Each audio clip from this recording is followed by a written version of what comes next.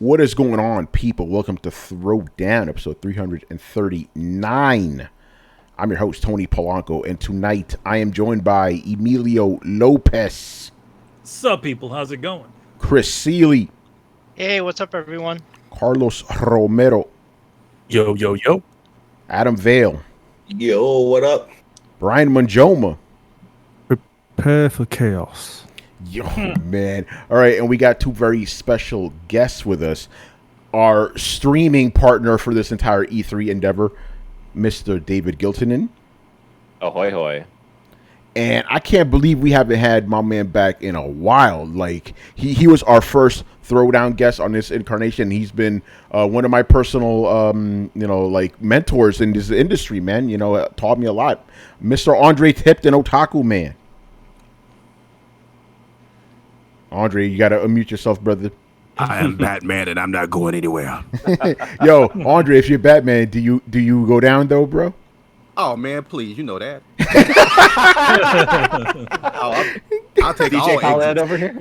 All the exits. Yeah, that's it. Did you see Zack Snyder? He's even getting in on it now. I didn't even see that today. I'm going to have to look it up. By the way, man, tell everybody what you said on Twitter. It's funny, man, about this whole Batman situation. I love how there's a video game podcast we're talking about Batman eating,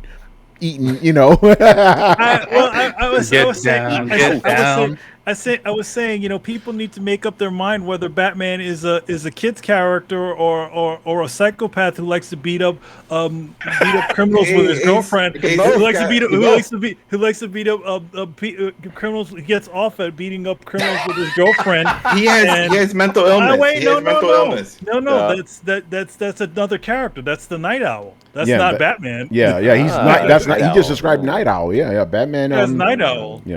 Yeah, that is very far cry from Adam West. Even though I'm pretty sure Adam West got down. Adam West got down. He got down. Did you see his Catwoman? He got down, bro. He got down. Welcome to Gotham City After Dark.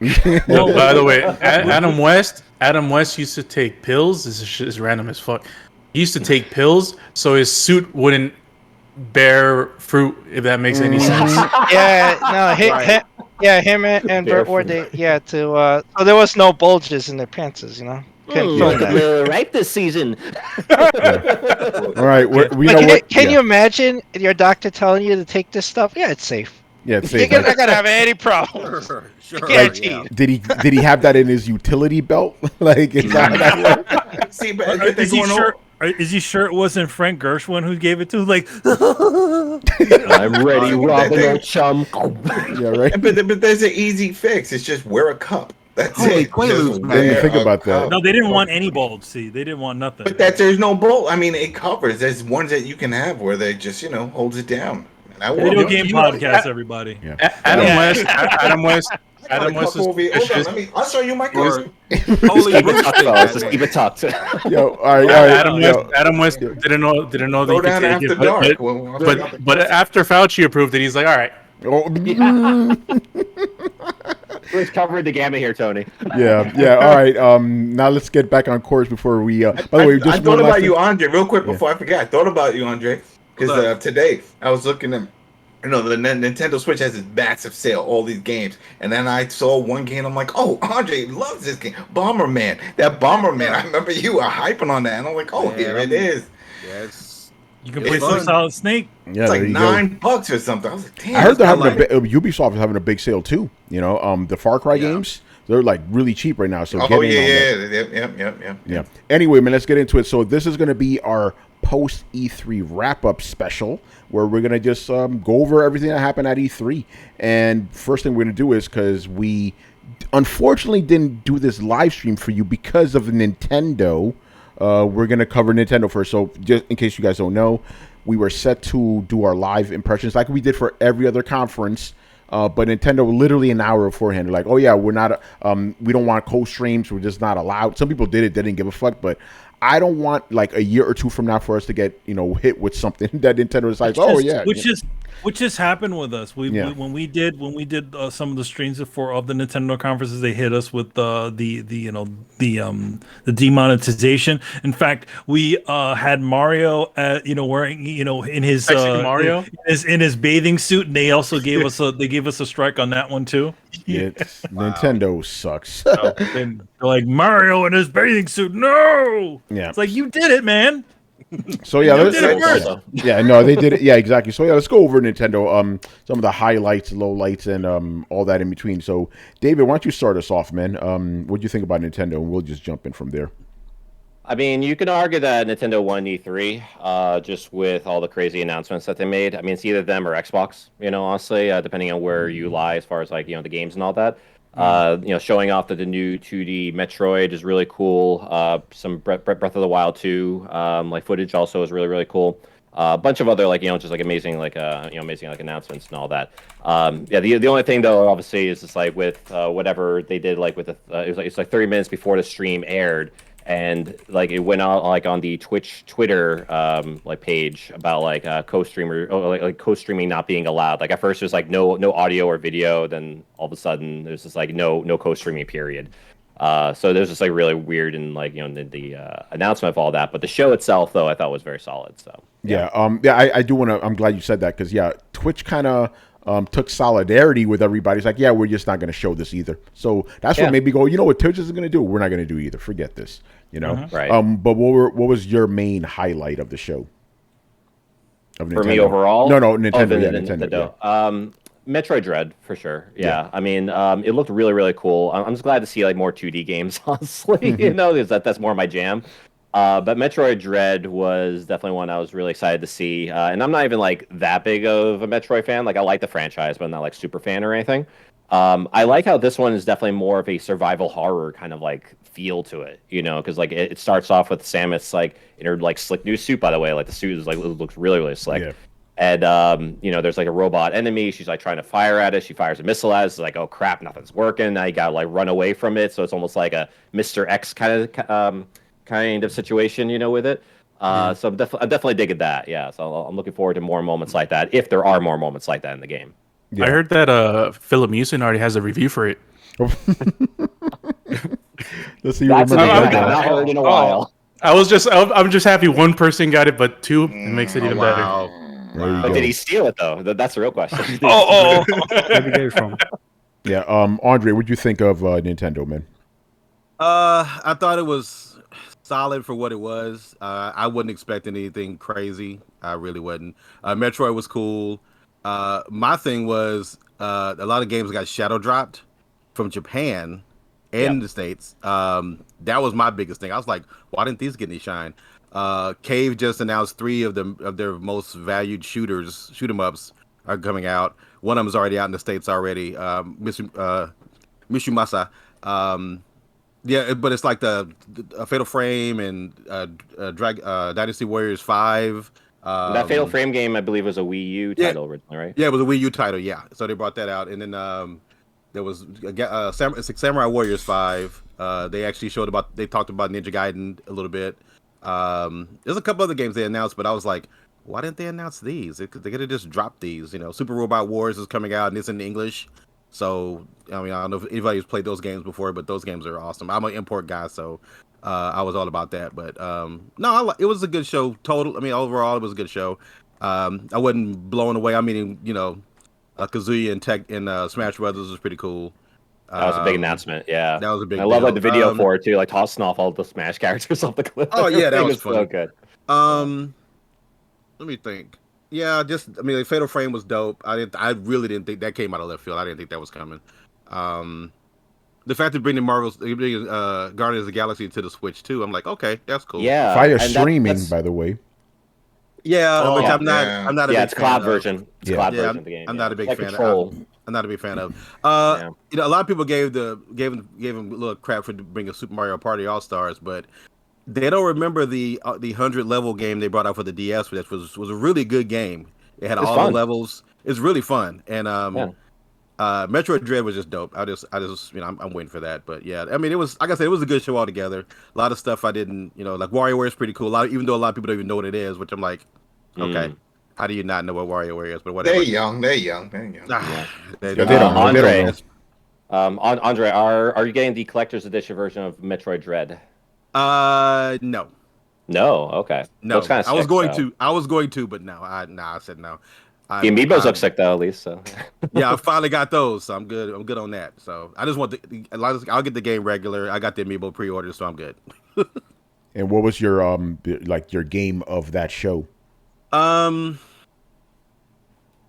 Just because it needed to happen. Probably Metroid Dread.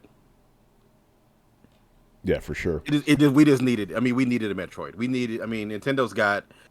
It's just like I've said before 100 times. All these companies have massive libraries of franchises they can bring out, and I feel like that's going to be a pattern. Mm-hmm. And it's like, come on, this is good. I mean, it's a lot of people are wanting a Metroid Prime. I'm like, you have a Metroid game. Shut up. Shut up, man. Yeah. You got a Metroid game. Chill. But it's gonna be a couple of years before we get Prime 4 anyway. So, Metroid Fusion is gonna go up in price, and every other Metroid game is gonna go up in price now because they just announced this. So if you don't have Metroid Fusion now, or if you have a Wii U, which a lot of you people don't, but you could play Metroid Fusion on the Wii U now. So whatever. Yeah. But anyway, I need to jump on that real quick. Okay, because I'm a little confused, right? So we had Metroid, right, on the Nintendo. Then the sequel was on Game Boy, right? Right. That's the second one. The third one was Super Metroid. Yep. Is Fusion the fourth one? Yeah, Yep. that's Metroid 4. Yeah, because when I saw this, I'm like, Metroid 5? What happened to Metroid 4? And then It's continuing the storyline. That's why. Yeah, so it's so weird. It's like it's on like one of it's on a console, then the other one's on a handheld. You know what I'm saying? And now this one is all on over the place. Yeah, and now this one is both a handheld and a console. It's weird stuff. So like another thing that they revealed, and this kind of ties into it actually, is the Game & Watch Link system, like the Zelda Game & Watch thing. They need to do that for Metroid, and then have it be like the first 3 Metroid games on there. I think that'd be really, really cool. Yeah, can Game & Watch even handle Super Metroid?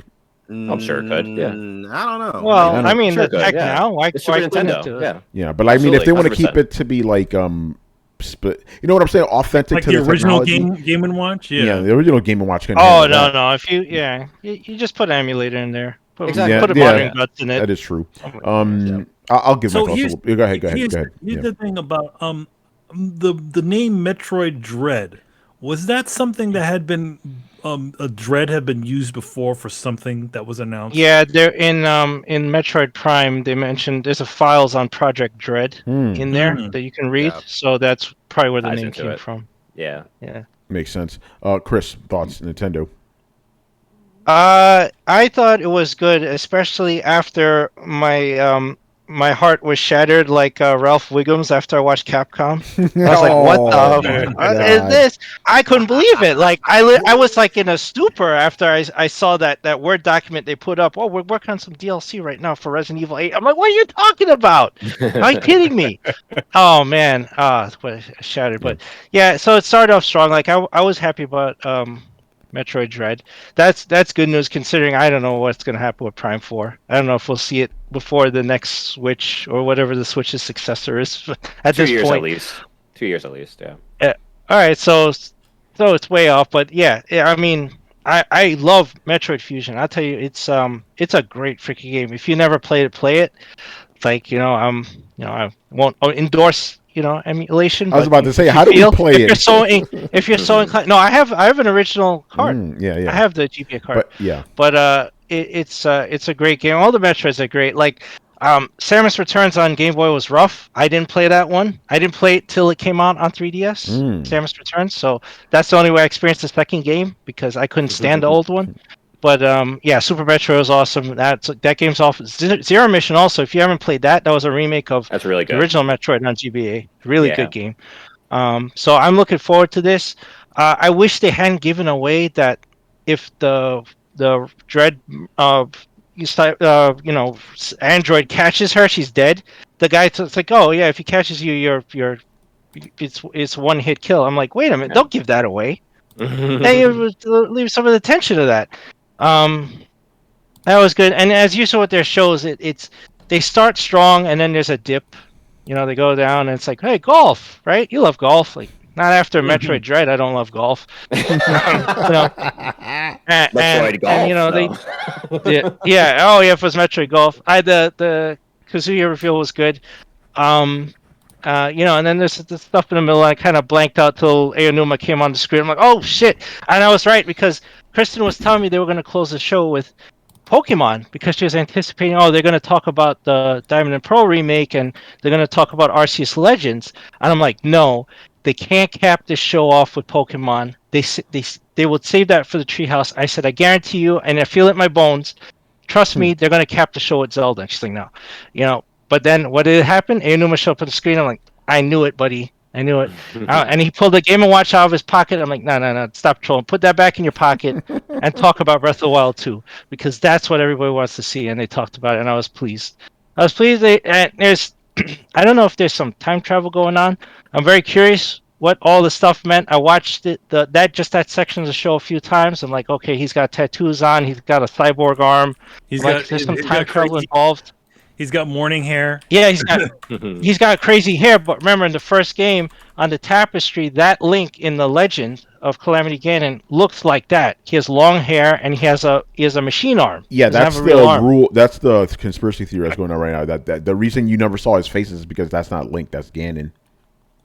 There's that, but it could be this Link going back to that. It may be like some kind of cyclical time travel thing, like he's creating his own destiny. But my tinfoil hat's on. I have no idea because there's not enough in the trailer to make that determination. There's some neat stuff. I do look forward to it. So I was happy about that. They announced enough where I'm like this. They had a solid show. To me, I think Xbox had the better show, but I was I was impressed with what they showed, and they didn't let me down. I was like, he's going to cap it with Zelda. I was like, there ain't no way you cap this with Pokemon, and they did it. They capped it with Zelda, so I was happy. Pokemon! Yeah, so... you saved that for Treehouse. You saved that for demos. That's fine. You could do that. You have a 3-hour, 5-hour Treehouse, whatever. Show Pokemon then. Or Pokemon Direct as well, so... Yeah, exactly. We have those shows, so... Yeah. So, Chris, I guess it's safe for me to say Dread was your favorite? Oh, absolutely. Like... I almost wish they would port Samus Returns to the Switch and sell like a deluxe. Do a deluxe with Dread. I've been saying that for years, man. Yeah. Do it because it's Mercury Steam, right? It's pretty much the same. And she has the same moves, right? The parry and all that stuff. I'm like, do a double pack, right? Or a digital download. They kept comparing it. They kept bringing up, we had this feature, from Samus Return to, when you can run now when you point. Absolutely. So I'm like, port that, make a deluxe version. People would buy that in a second. You get both games. Yeah, I agree. I'll go next. I thought... I'll just get the good stuff out of the way first. Dread was awesome. I'm a big Metroid guy. Like her suit looks really dope. And I was like, oh my God, this is...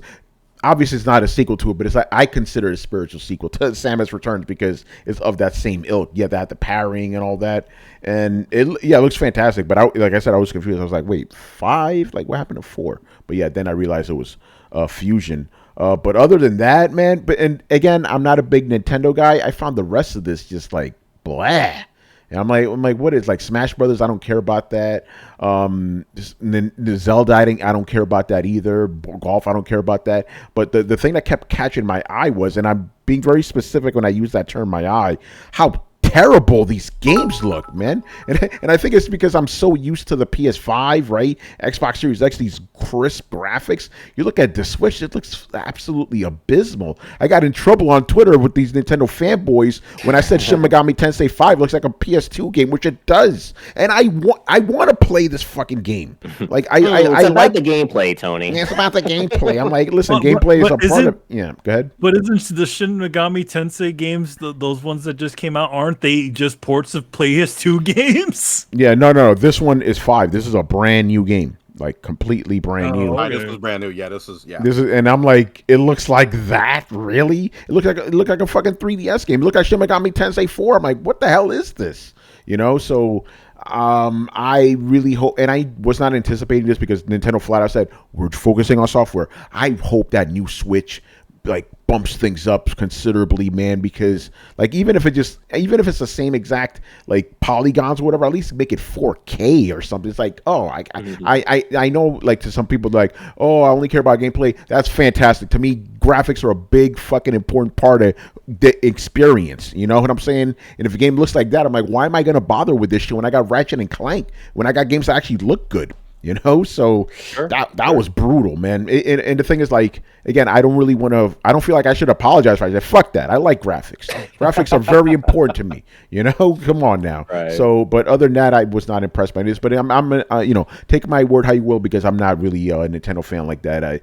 And I was also just put off by the nonsense they pulled beforehand. You know, it's like, we can't co-stream. You know, first they were like, oh, you can co-stream, but you can't have audio and visual. I was like, well, why? What's the point of this? Nintendo continuing their war against content creators and the fans ultimately. By the way, that's another comment I got in trouble, because Nintendo fans are the fucking worst. They really are. Like, it's a cult, Tony. It's a cult. Really, look, say what you will. I've gotten heat from both Xbox fans and Sony fans. Right? None of those guys ever came at me as hard as Nintendo guys, which is hilarious. I'm like, you guys play little kid games all day. Well, you should be happy.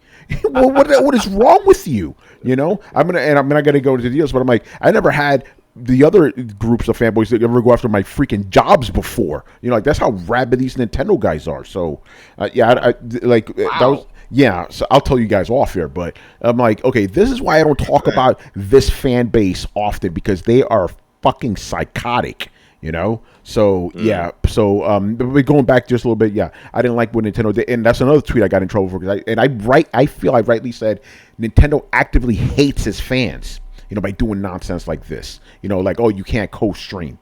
It's stuff like, Nintendo, you're so backward. Why come after you after that? When they've proven it before, where they're like, well, they're trying to. What are they just smoking the friggin' the smoke screen that these that they're just given? Yeah. Because I mean, come on, that affects you as the fan as well. That means that if you want to make your own little stream with your little buddies, you know, talking about Nintendo, you can't show that shit. Yeah, no, it's because they'll toss right. You know, blinded and by, I feel like I feel like even if you do like a company, you should still be able to look past a lot of the stuff that you enjoy, but also to the fucked up things that they do as well. It's a bad company. That. Yeah. You know, you would think that, but it's because like a lot, you know, that's what you call blind support. Blind support, exactly. But I mean, like, you know, I'm not going to go deep into it, but it's like how people feel about their political parties as well, because it's very much part of their own brand and how, like, their own character. Yeah. So Nintendo, I know with like Nintendo fans, like, they're very much like kind of like in that same cultish kind of mentality, really. You know, and I like Nintendo games and everything, but like a lot of the fans tend to get a little bit too passionate for my liking. So It's like gaming is great, but the gamers make it suck. So no, and I'm glad you say that because, actually, and I'll be honest, I probably would like Nintendo for years. Yeah, I probably would like Nintendo more if it wasn't for that fan base, because the Nintendo games I do play, I'm like, this is good. This is really good. It's well done. No glitches like a bunch of other games. Very well done games. But that's a big one. The no glitches. Yeah, like Nintendo games will work, you know. But the fans are just rabid. So they're like, whoa, you guys are. Again, the fans got some bugs in them, though. The fan. That's where all the they need to beta test those guys.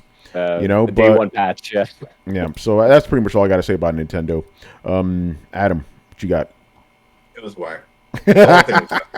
Mine's real simple. Samus Returns. I've been waiting for that one to get ported over, and like I was telling you off air, I had it for 3 years. I'm playing it, and I had my other buddies that already had their Switches at the time. They're like, "Oh, we're gonna get it." I'm like, "All right, well, you know." And then I got my Switch, and a few years later, we still don't got it, you know. And this whole time, it's like they could have just ported that over. But no, we're getting this Dread shit. Fuck that. I don't care about it. You got one in the bag right now that you could easily just flip a switch and be like, yeah, make that shit run on there. That's it. That'll be fine. I don't care. It's and everything else, Zelda, I wasn't wowed by Breath of the Wild. And the golf, like you said, I don't give a shit about that. Any of the other games, don't care about. You know, the Guardians of the Galaxy was cool until they said, oh, cloud-based. Oh, my finger up your foot. No, I don't. I'm not doing that shit. That's a Forget about half-ass it. approach. Yeah, forget about this shit. It's a half-ass approach to going to current gen on their system. You know what? How about you just that would have been the best like swerve into. Oh yeah, you can play Guardians of the Galaxy. Well, but on this shit on the Pro, yeah, they could have did something like that. But they're not that creative. They don't like to get that hype. You know, and then once I saw when Twitch was like, "Oh yeah, we're not going to cover the," it's like I don't think they're really being on the side of the creators. It's more like they don't want the headache of Nintendo saying, "All right, go after that one, go after that one, go after this one." They did it, and you know, because that's what they would have to do. They would have to send all those strikes, and they don't want to deal with it. They're like, forget it. We're not even covered. We don't give a shit. So I wasn't wowed. And so I really, I mean, the one thing I was hoping for, and it was a lot of people thought it was crazy. They're like, where are you getting this shit from? Do you remember way back once the Mario Kart 8 Deluxe it's been a hit forever. I mean, on the charts, but I think it was like somewhere between year 1 and year 2 of the Switch, and that they said that they were going to start looking at implementing DLC for some of these older titles that are selling very well, as opposed to making a new one. So I'm like, this is it. We're going to get some, Mario Kart DLC. This will be the best way to sprinkle that in because it's been on like 2 or 3 years. No, they didn't even announce that shit. So I was like, nothing else. I wasn't wowed by it. To be fair, though, Smash Brothers gets DLC all the time now. That's what I'm saying. That Smash Bros. Always does, but that was well. The thing about that is, and this is what kills me about. I just like, okay, so any game that's released was ported from the Wii U to the Switch that's deluxe already has all the DLC that game started out with. Smash Brothers is a continuing game. They're still gonna be making characters for that game for a while. Yeah. Mario Kart Deluxe is done. It was done when it was announced. It was done when it launched. Exactly. That's what I thought. It wasn't until they started saying that they were going to look into that with these types instead of trying to bring a new one. We didn't even get a new one. We didn't even get. They can look into it all they want to. That game's done. We're not getting it. Mario Kart 9 is the next one, and that's whenever it comes out, that'll be it. They're not doing it. That man. That's what I'm saying. They could have announced that, but we see that 8 is still selling in their top 5. Man, 8 is not broken. It works. It's fun, and people. I mean, people are still playing it on the Wii U. Yeah, like it's still going strong on there, and I'm like, okay, well, it's super popular. If it ain't broke, don't fix it. Yeah, it works. All right, Manny, what you got? Nintendo. I mean, it was a Nintendo show. I mean, I really don't have any interest in most of that stuff. I haven't played a Nintendo game since the Nintendo Wii. So, yeah, I mean, it was what it was. The usual suspects. Hey, we got a bunch of games that you a bunch of legacy for you, some Smash Brothers stuff. They followed the same formula. Yeah. So, there you go. All right, fair enough. Brian, what you got? I can't really. I mean, it's not gonna make me buy a Wii. I'll tell you that. None of that stuff is. Switch, you mean? There you go. But Brian, you do have a Switch. Oh, sorry. Yeah. Excuse me. The real version of what everybody thought. No. Yeah. Yeah. Anyway, Brian, go on, man. Sorry. Okay. I'm not going to talk about everything that everyone just talked about because that's just boring stuff. Boring. I do like Kazuya inside of Smash. I think that's really quite cool. The trailer was exactly what I thought it would be because it just can't not have fun with Kirby there. I was like, yeah, they're going to do the Kirby gag, aren't they? It's like, yeah, they did. Lovely. Kirby's unkillable. And plus, it means that we're now one step closer to the promised Tekken versus Street Fighter that was announced like years ago that never happened since. Like, I'm still one of the people that's just been waiting for that. They had Street Fighter versus Tekken already. Yeah, no, but remember they promised us Tekken versus Street Fighter. But Namco was supposed to work on Tekken versus Street Fighter. Yeah. That's that's dead the water, to be honest. So then now with Kazuya in Smash, this is like the closest that we can get with that because you now have Ryu and Ken and also Kazuya. So I'm like, yes, lovely. Yep. And again, Metroid never really played them, so didn't really care. It looks cool, nice that it's 2D. People are upset about the price, but people are upset. Nintendo, general, bro, come on. At least it's not $70, so that's something. Yeah. But of course, the Fatal Frame. Like the second that they showed that, I was like, this is the moment that I was waiting for. Like after all these years, I'm like, yeah, I'm just waiting for Fatal Frame. And everyone's like, oh, whatever. It's like, trust me, Switch, it's built for Fatal Frame. I mean, it's perfect for that game. So it got announced. I'm like, yes, it's Fatal Frame 5, but usually that's how they go. They're like, hey, let's port over like some old version, see the interest, and then they'll make 6. Fair enough. Let's port over a version that you probably wouldn't have played if we didn't put it onto a new console that you actually care about. Basically, yeah. But the cool part is that it's also coming to other platforms, which I think is fascinating. So I'm like, okay, cool. I wonder how it'll play. I can see how it'll play on consoles because they have the gyroscope controllers, and I'm guessing on PC there's like mouse and keyboard. But how it does the like rotation clockwise and counterclockwise, I have no idea how that's going to work on PC. But not my problem. I'm getting on the Switch because the Switch is damn built for Fatal Frame games. And yeah, that's pretty much me. Again, Nintendo, they did what Nintendo does. I was not surprised at anything really. It's like, okay, Nintendo stuff, fair enough. Yeah, I kind of clocked out when I had the Just Dance thing. I'm like, cool, taking a break. Don't need more Just Dance. Oh in my life God, right yeah, that bullshit. It always pops up, man. Still, they got one for every generation. Yeah, they got one for every generation. But yeah, they do. People play it, man. People play it. Yeah. Carlos, what you got, bro? Well, I just want to preface this by saying that I've owned I think all the mainline Nintendo consoles since day one. Or not since day one, because I wasn't born when the original one came out. But I had the original one. My brother still has it. But anyways, man, I didn't like this, man. I don't know, and I'm a Nintendo fan. I have all the systems. I play a lot of their games, and I don't know. It didn't vibe with me. I something that kind of pisses me off, and I understand why people are excited for it, and they should.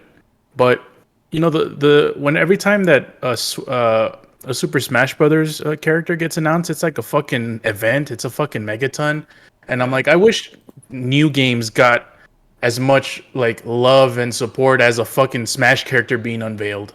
I'm like, this doesn't really add anything to the game. It's just a new character, and they have so many fucking characters at this point. It's like it just gets lost in the fucking shuffle. So there are Nintendo fans and there are Smash fans. Oh, that's God. a whole other breed. Well, yeah. Itself. Yeah. Yeah, definitely. And that's something. I mean, it's fine. I'm glad that people are excited for it. The thing that got me the most excited, and probably my favorite game of the show, and it's the pattern that we're talking about. It's Metroid. Metroid 5. That looks pretty good. 2D Metroid. I haven't played a 2D Metroid game since I was a kid. Oh, wow. But wow. Okay. Yeah, I played the Metroid Prime games. But we're not gonna get that for another decade. So you have a 3DS, don't you? You didn't play Samus Returns? I didn't play Samus Returns. Oh man, it's a great game. Awesome. Yeah. It's one of my right now. Yeah. It's one of my regrets. It's one of my regrets, definitely, because I've always heard good stuff about it. So yeah, I mean, Metroid was a highlight. Advanced Wars, I was kind of excited, but I haven't played the first and second one. I only played the DS one, Days of Ruin. I played Days of Ruin, and that one was really good. But I didn't play the first two, so I didn't know whether to feel excited or I'm just intrigued by that announcement. I mean, these are just like remasters of like the first two games anyway, so there's like a chance basically to catch up. So yeah. So that's pretty cool. The Breath of the Wild stuff, that was pretty cool too. I like that they're stealing from Gravity Rush. I'll take that. Yoink. I like to dig at Breath of the Wild because people say that Breath of the Wild invented everything. Everything. So, this game is ripping off of Breath of the Wild, man. It's ripping off of Breath of the Wild. It has the same freaking name. Yeah, it has the same name, same art style. It's like, wow. So man. Ballsy. Right? How could they? But Breath of the Wild 1 was a good game, so I'm looking forward to playing the second one. I'm not. I'm actually looking forward to. We know you're an asshole. Listen. That I got hoodwinked by the first one. I'm not going through that again. And here's the thing. The thing I hate the most about this game is coming back that weapon fragility bullshit. I'm not dealing with that. Oh, it's coming back. Yeah, they said it's an integral part of the game. It needs to be back. That's what Nintendo said. So Nope, Oh, not man. dealing with that It's shit. happening. What his super arm doesn't fix the weapon fragility. Like, Yeah. you hold it in the left hand and it works. By the way, shout out to sponsorship with duct tape or something. Just like I'll pay for the microtransaction just for fucking duct tape to put on all my weapons because that's some bullshit. Yeah. By the way, shout out to Jim Sterling. He's the one that coined that phrase, weapon fragility. There's an actual real term for it, but I like that one better because that's what it is. It's called whack weapons. That's what it's called. Yeah. It's Again, I bullshit. always say this is why this is why the armies of Hyrule lost against Ganon. Their fucking weapons kept breaking. You know? Right. Well, Like I looks want like to. swords like made in America. Ah, Yeah, right. Like made it off crap. I want to give myself credit because I played Breath of the Wild since day one, and there's two things I always complained about. One was the weapon fragility, and two were the graphics. Yeah. And speaking of graphics, Uh-oh, and a whoa. callback here, Shin Megami Tensei 5 looked like ass, man. I don't care. It looked horrible. I'm one of the dudes that praises gameplay over anything. I mean, Metroid doesn't look that, No, it does looks not, good. but yeah. It doesn't look like anywhere up to the standards of even last gen, but we can appreciate because we know what type of game it is and how it's going to play and stuff. So that gets our attention more. But a game like Shin Megami Tensei, I'm like, man, that looks even worse. Yeah. That looks like a step down from that, and it just, man, I saw all the hate Tony got, man. You'll fuck those people. Yeah. And by the way, Carlos, it's funny because I basically I copied you. You said that in the Discord. I'm like, yeah, Carlos is right. It does look like a PS2 game. I tweeted, I got in trouble, man. So I blame you. learned it from you, Dad. It does look like a PS2 game, man. It does. It does. It doesn't look like a PS3 game because No, it it sure as hell doesn't look like fucking God of War or Last of Us. Yeah. Yo, by the way, you know what looks like a PS3 game? Final Fantasy Origin. And it just looks bad, man. There was one announcement that I wanted more than anything in this freaking conference, and that was a Switch Pro, because I can enjoy Nintendo games, I can enjoy all of these other ones, but the graphics, man, that's something that because I don't like to play it handheld. I know a lot of people do, and it looks better on it looks better on a smaller 720 screen instead of docking it into your 4K television. So I can understand why people who played handheld don't really have as much of a problem with graphics. But I don't like the Joy-Cons. My hands are too big for those things. Use the Joy-Con. You got big Western hands, man.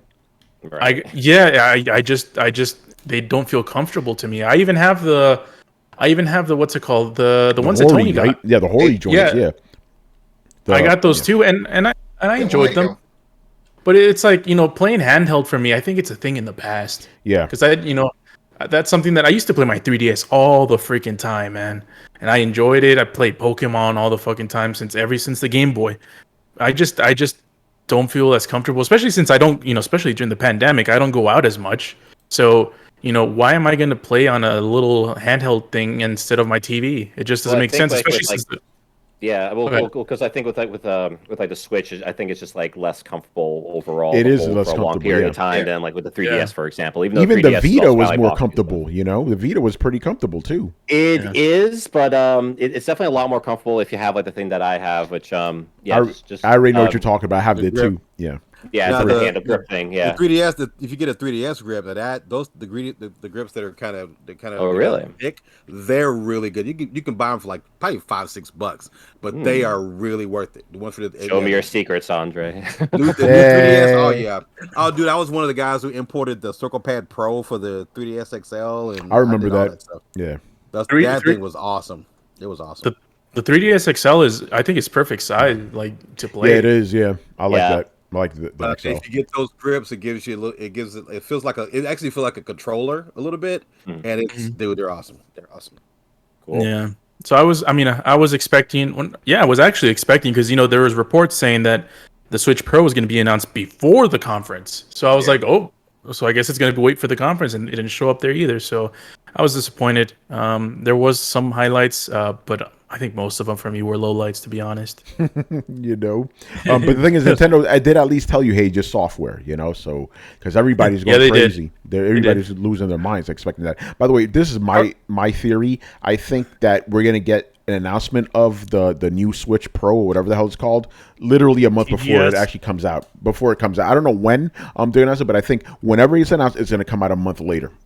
Kind of like the Switch in a way, you know. So just in time for all the scalpers to grab before anyone gets their hands on it. Yeah. Hopefully by then we'll actually have stores open again, so with stock, so it'll diminish that a little bit. But yeah, that stock situation has been, with the scalpers, has been terrible. All right, Nintendo's bad with stock periods. Okay, yeah, that is true. I got a question for everybody who wants to Switch Pro. I got a question. All right, so what is the purpose of getting this? Why do you want to Switch Pro? 4K. 4K display. Yeah, that's straight 4K display. 4K display of current games. Yeah, it's gonna be current games. The thing is, the current games that I have now, the upscale. Like here's my TV. Carlos's TV too has great upscaling, but even with the Switch, it's like I can't do anything with this, man. My TV's like laughing at me when I put this shit on it, you know. So I need upscales blur. Yeah, so like I know it won't be native 4K graphics. I fully understand it, but as long as it looks good on a 4K, then I'll be. That's all I want. I cannot play my Switch. You basically want the upscale. You basically want the upscale. I want the upscale. That's exactly what I want. I want the upscale. Yep. Okay. Because I hear people that talk about they want a more powerful Switch and all this stuff. I'm not even worried about that. I just want it to look good on my TV. My problem is, I'm like, so everybody talks about, well, Nintendo's always been a generation behind. I'm like, yeah, but when they were on equal footing with the other three consoles, nobody gave a shit. Nobody gave a shit about the GameCube while it competed or was even surpassed some of the other systems. I'm like, you didn't care then, but now you're like, oh, the GameCube was awesome. I'm like, well, really? It works now because it's portable. I mean, we're seeing all these games that get ported over, and it's selling like hotcakes. I'm like, why? Why are you buying it now? Like you said, why didn't you buy it then? It's because of that portability. People want to take Skyrim and stuff on the go. Exactly. So that's what I'm. Yeah, that's my thing. I was just like, okay, so it's like, because I'm like, well, you thought the Wii U was a flop. I'm like, but then you bought all the Wii U games. I did. I'm like, okay. I'm like, I didn't. I wasn't interested the first time, so I was like, why am I going to buy them now? You know, right? Because my thing is, and I'm like, Carlos, I do not play my Switch in handheld mode. I'm like, why am I going to do that when I got a television right here I could plug it into? You know, so I just wanted to look like good. Crap. Yeah, because that's what I'm saying. I'm like, I put in Monster Hunter Rise. I'm like, good God, look at this. And then Bravely, just sit really, really, really, really far away from. Yeah, right. I have to sit on the block, you know. And Bravely Default, I was ready to buy Bravely Default too because I love the first one, right? Ready to buy it. Then I prayed them like, oh, I can't do this. This looks abysmal. I cannot play this game. And yes, I know it sounds petty. I don't give a fuck. If a game looks bad, I can't play it. I won't play it. No. I can't do it. No, that's cool. I mean, can't do it. You know. To each his own, man. I'm like, I look, it's like a lot of people don't look at it like that, but I know people who do that. I got people who will not. They will never buy a Switch, ever. They will never. I don't blame them. Because it's not comparable to the Xbox and the PS4, PS5, and I'm like, okay, well, okay, whatever. Don't do it. And then they go, oh man, that looks cool. I'm like, what? The Switch game I'm playing looks cool? No. You stay over there. You stay over there with that. I'm over here with this. I'll stay over here playing all the games. I'm gonna play all the games on all the consoles. You stick over there with that. You go ahead. Stay over there with that. Yeah, I'm good. It's just funny. It's just funny. I just think it's funny because it's like they're like, we need a Switch Pro. I'm like, no, you don't. You wouldn't buy. You wouldn't care. No. I think the only times that Nintendo has been ahead of their competition was with the NES and SNES, honestly. And the GameCube. Those are the times. No, like I said, the GameCube. There are some of the games on the GameCube looked better than the PS2 and Xbox. But compared to the original Xbox, though, original Xbox, PS2, yeah, they look better. Some of the games on there look better. This is how it was. It was the Xbox was the most powerful one out there at the time. Right. It looked the best. Right. Second was the GameCube. PS2 was actually the lesser one. Like compare Resident Evil 4. Yeah, go ahead. If you go back and look at the resolution of some of the games for even Xbox and some of those, a lot of those games back then were native 720. Yeah. Oh yeah, I know. The Xbox was doing its thing. By the way, Andre, I'm glad you bring this up because one of the sayings that people keep saying now is like, "Oh, Nintendo has never been about hardware." Hold the fuck on, man. Nope. So for Super Nintendo, they definitely were. For Nintendo 64, they literally told you on the name of the box, "This is a 64-bit system," right? It went above everybody else. Exactly. And then GameCube was up there. It was with the Wii that they started going, you know what, fuck it. We're not going to even worry about that. That's when it started. You can't tell me they've always been like that. No, they haven't. Started with the Super Nintendo. They were very much about fucking graphics, and they sold you a system the based NES on as graphics. well. Here's the thing about the NES. The Master System, right the Master System was actually a more powerful device. The Master System, yeah. Yeah. Right. So that's why I say like- Super Nintendo first, yeah. But I hear people they'll say like oh man, when the Switch came out, oh man, I ain't had a Nintendo console since the 64. I'm like, where the hell have you been? That was me. No. Oh no, Damn, hold on. man. No, Andre, I got better. Andre, I got you better, bro. For me, I hadn't had a Nintendo system since the Super Nintendo. I dropped off. I'm like, fuck this shit. Because here's Super Nintendo and N64. Even back then, we were like, oh, man, you remember? We were like, yo, this looks terrible. We're not buying this. Look at these fucking games. You know?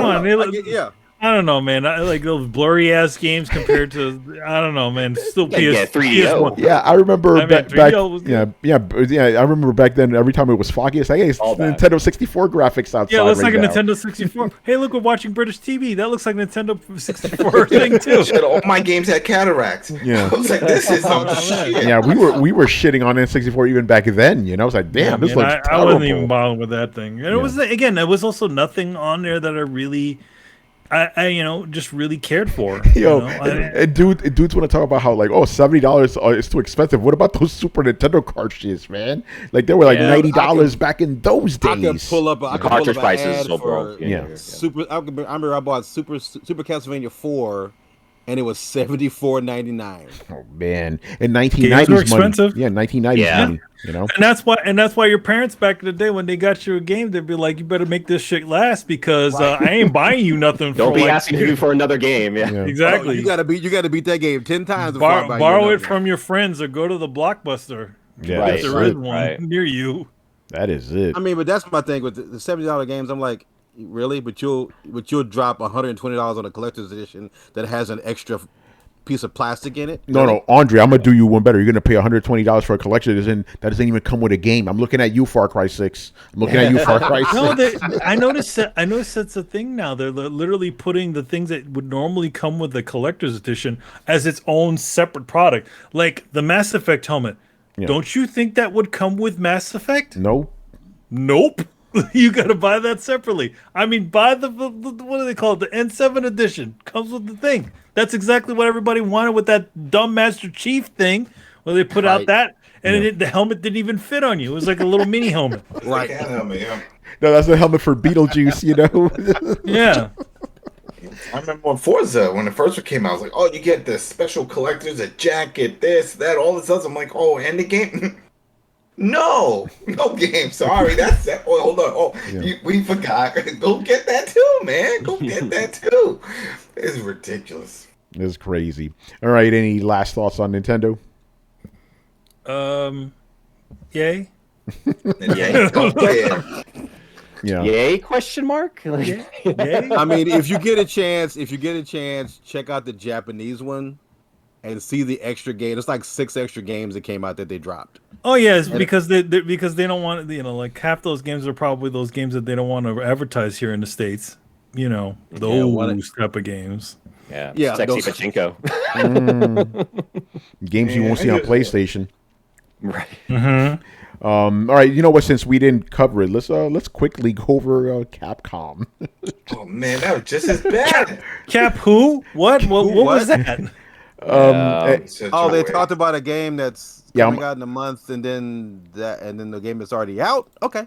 So now let's talk about esports. Oh my god, that was terrible. The Capcom was bad. So and I'm going to run down what we saw here. Okay, this DLC for Resident Evil 8, I guarantee you it's some Lady Dimitrescu shit, because this is what happened, right? If you play the game, spoiler, she's not actually a big part of it.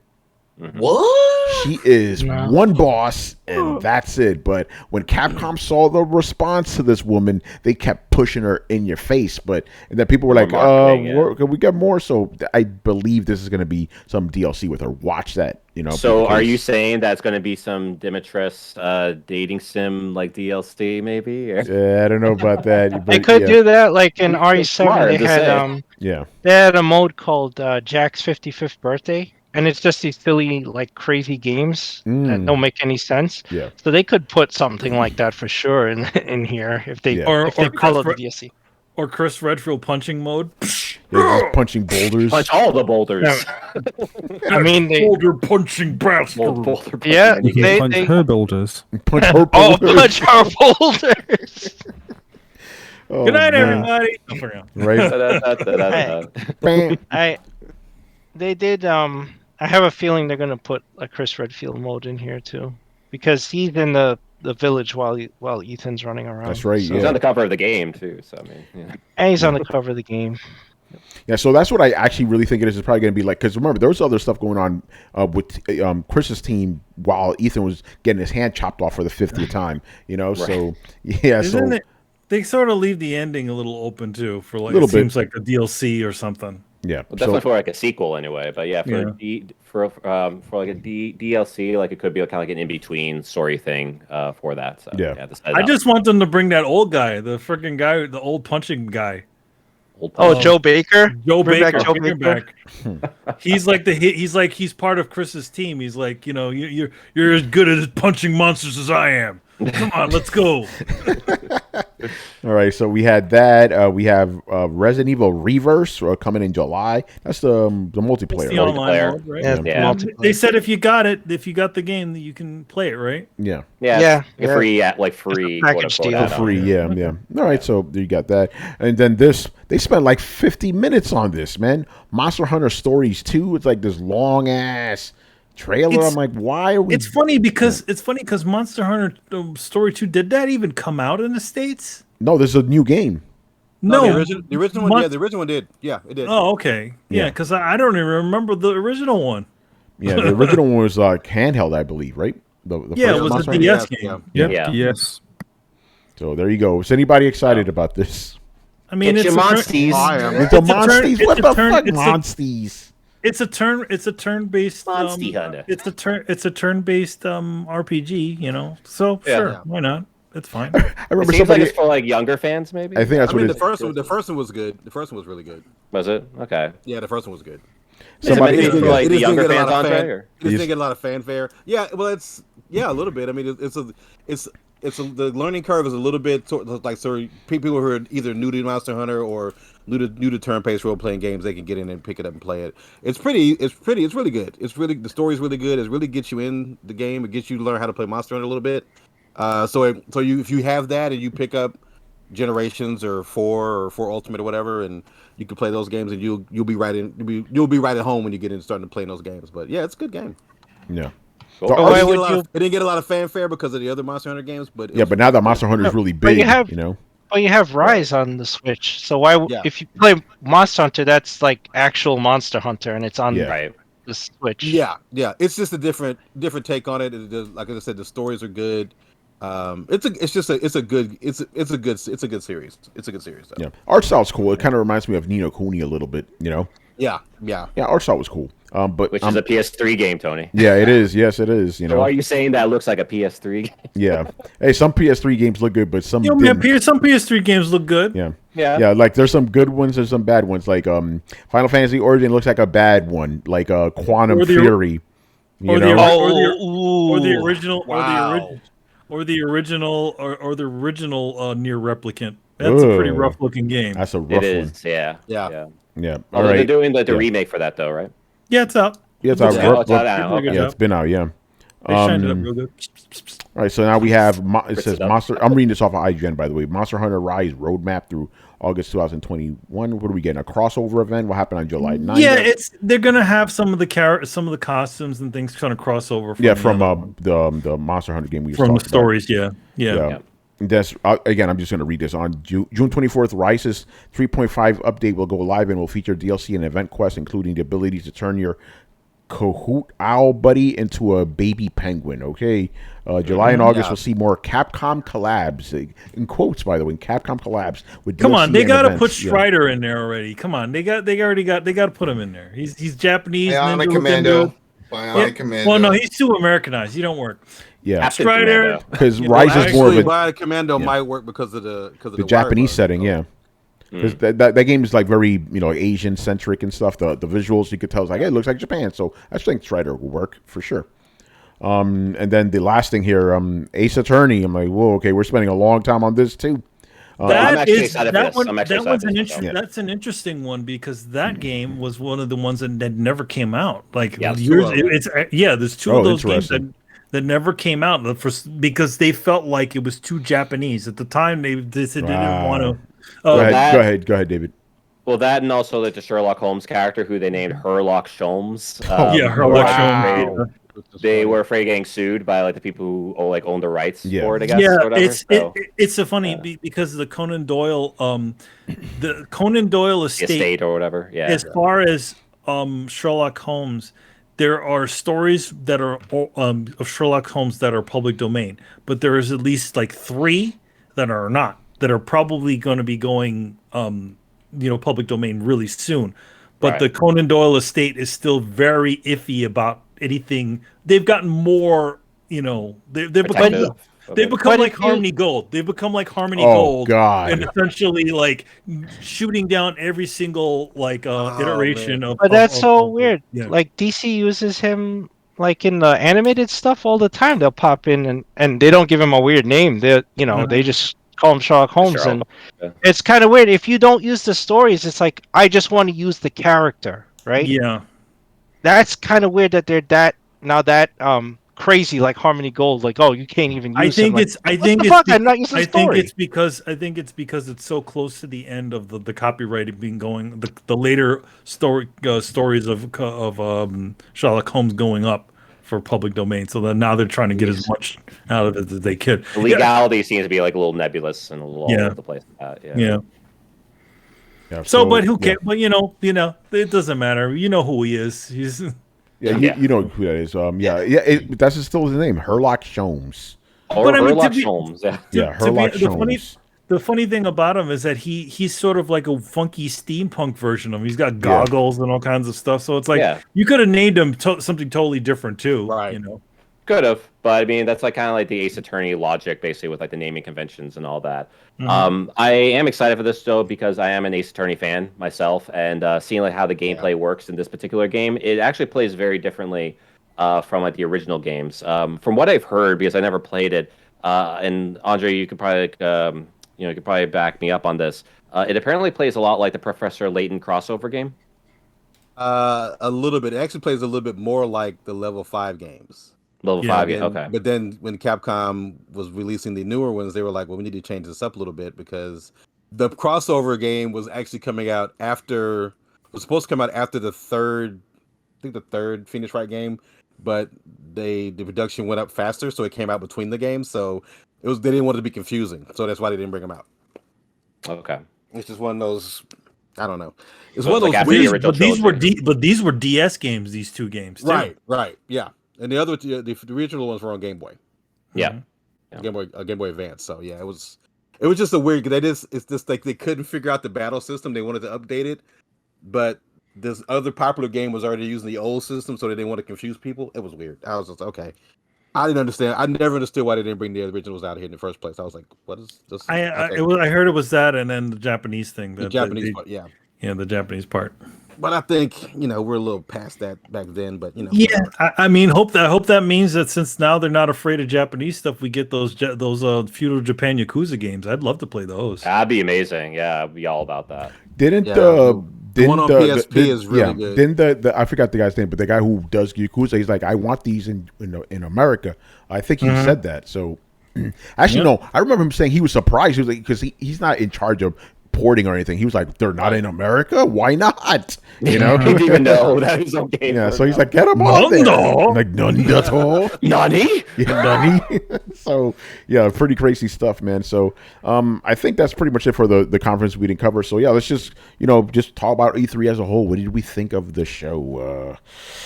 Was it yeah, really a show? that's the thing. Yeah, let's start with that. It's like this was not E3, but it was like it had the label of it. But at the same time, think about it like this, right? I saw the Xbox show on Xbox's channel. I saw Square Enix's show on Square Enix's channel. I saw a Ubisoft thing on Ubisoft's channel. There was no E3 portal. So I'm like, how is this E3 if I'm watching all this shit from their proper channels? You know? That's why I kept saying, why is there not a map for all this crap? Because I don't know where to go for any of this crap. Right. They did put a map out there, you know? It's kind of like walking into the convention center and not knowing which hall to go to. Right. Yeah. So I was like, I don't know. Yeah, I mean the ESA not really being like really organized like with any of that stuff. I mean, like that shouldn't be too surprising because they seem to be losing like a lot of their grip on the whole show. Period. So yeah. But before we get to Carlos, what are you going to tell me? So it's like this every E3 for the people that don't have the luxury to go to the actual convention itself. That's how it's always been. Oh, really? There is no like E3 dedicated hub channel. Damn. No, okay. I obviously I didn't know that for obvious reasons, you know. Well, I mean the way it was back in the day, you just got the E3 show dailies, and then you planned where you wanted to go. You had the map. You planned where you wanted to go and who you had appointments with, and that was basically it. Yeah. So you just had to basically walk around and figure out, okay, oh hey, this is cool. Hey, there's EA over there, and there's this over here, and there's over here, and okay. And you just had to basically just figure out where you want to go. But I mean, it's not. There's no rhyme. There was never really a rhyme or reason to E3. Here's the thing though. Like back in the day, like for an average consumer, there actually was a spot. G4 had a whole week of E3, and that was your one hub for everything. But now it's all spread out. Like, you know, even G4 was kind of like it was a lot, but I remember I've seen that's like, why didn't they cover this? Why didn't they talk about this? And it's like a lot of stuff they didn't talk about. I'm like, they couldn't get appointments or something. But I mean, no, it was. I mean, that was good for the consumers. Yeah. But if you were there, it was like, where do I go? Yeah. Oh no, it's like a different story. I remember. Oh, the first one, boy. Yeah. Ooh, God, the first E3, 1995. Right? Yeah. Nobody knew where to go. Nobody knew. Unless you lived in LA and you went to LA Convention Center a lot. Oh, Kentia Hall's over here and this over here. I'm like, okay. And it's like, what? It's a huge convention area. But once you got in there, it was like, okay. Once you've gone a couple times, you're like, all right, I get it. Okay, I know where to go. It just becomes second like nature by that point. Yeah. But I do remember this is a little bit of a tangent, but it's still related. I remember when I went to my first E3, right? One of the things that the fans were asking us when we got back, like, "Hey, what news did you find?" I'm like, "I don't know. You know more than I do because I'm in it." You don't get.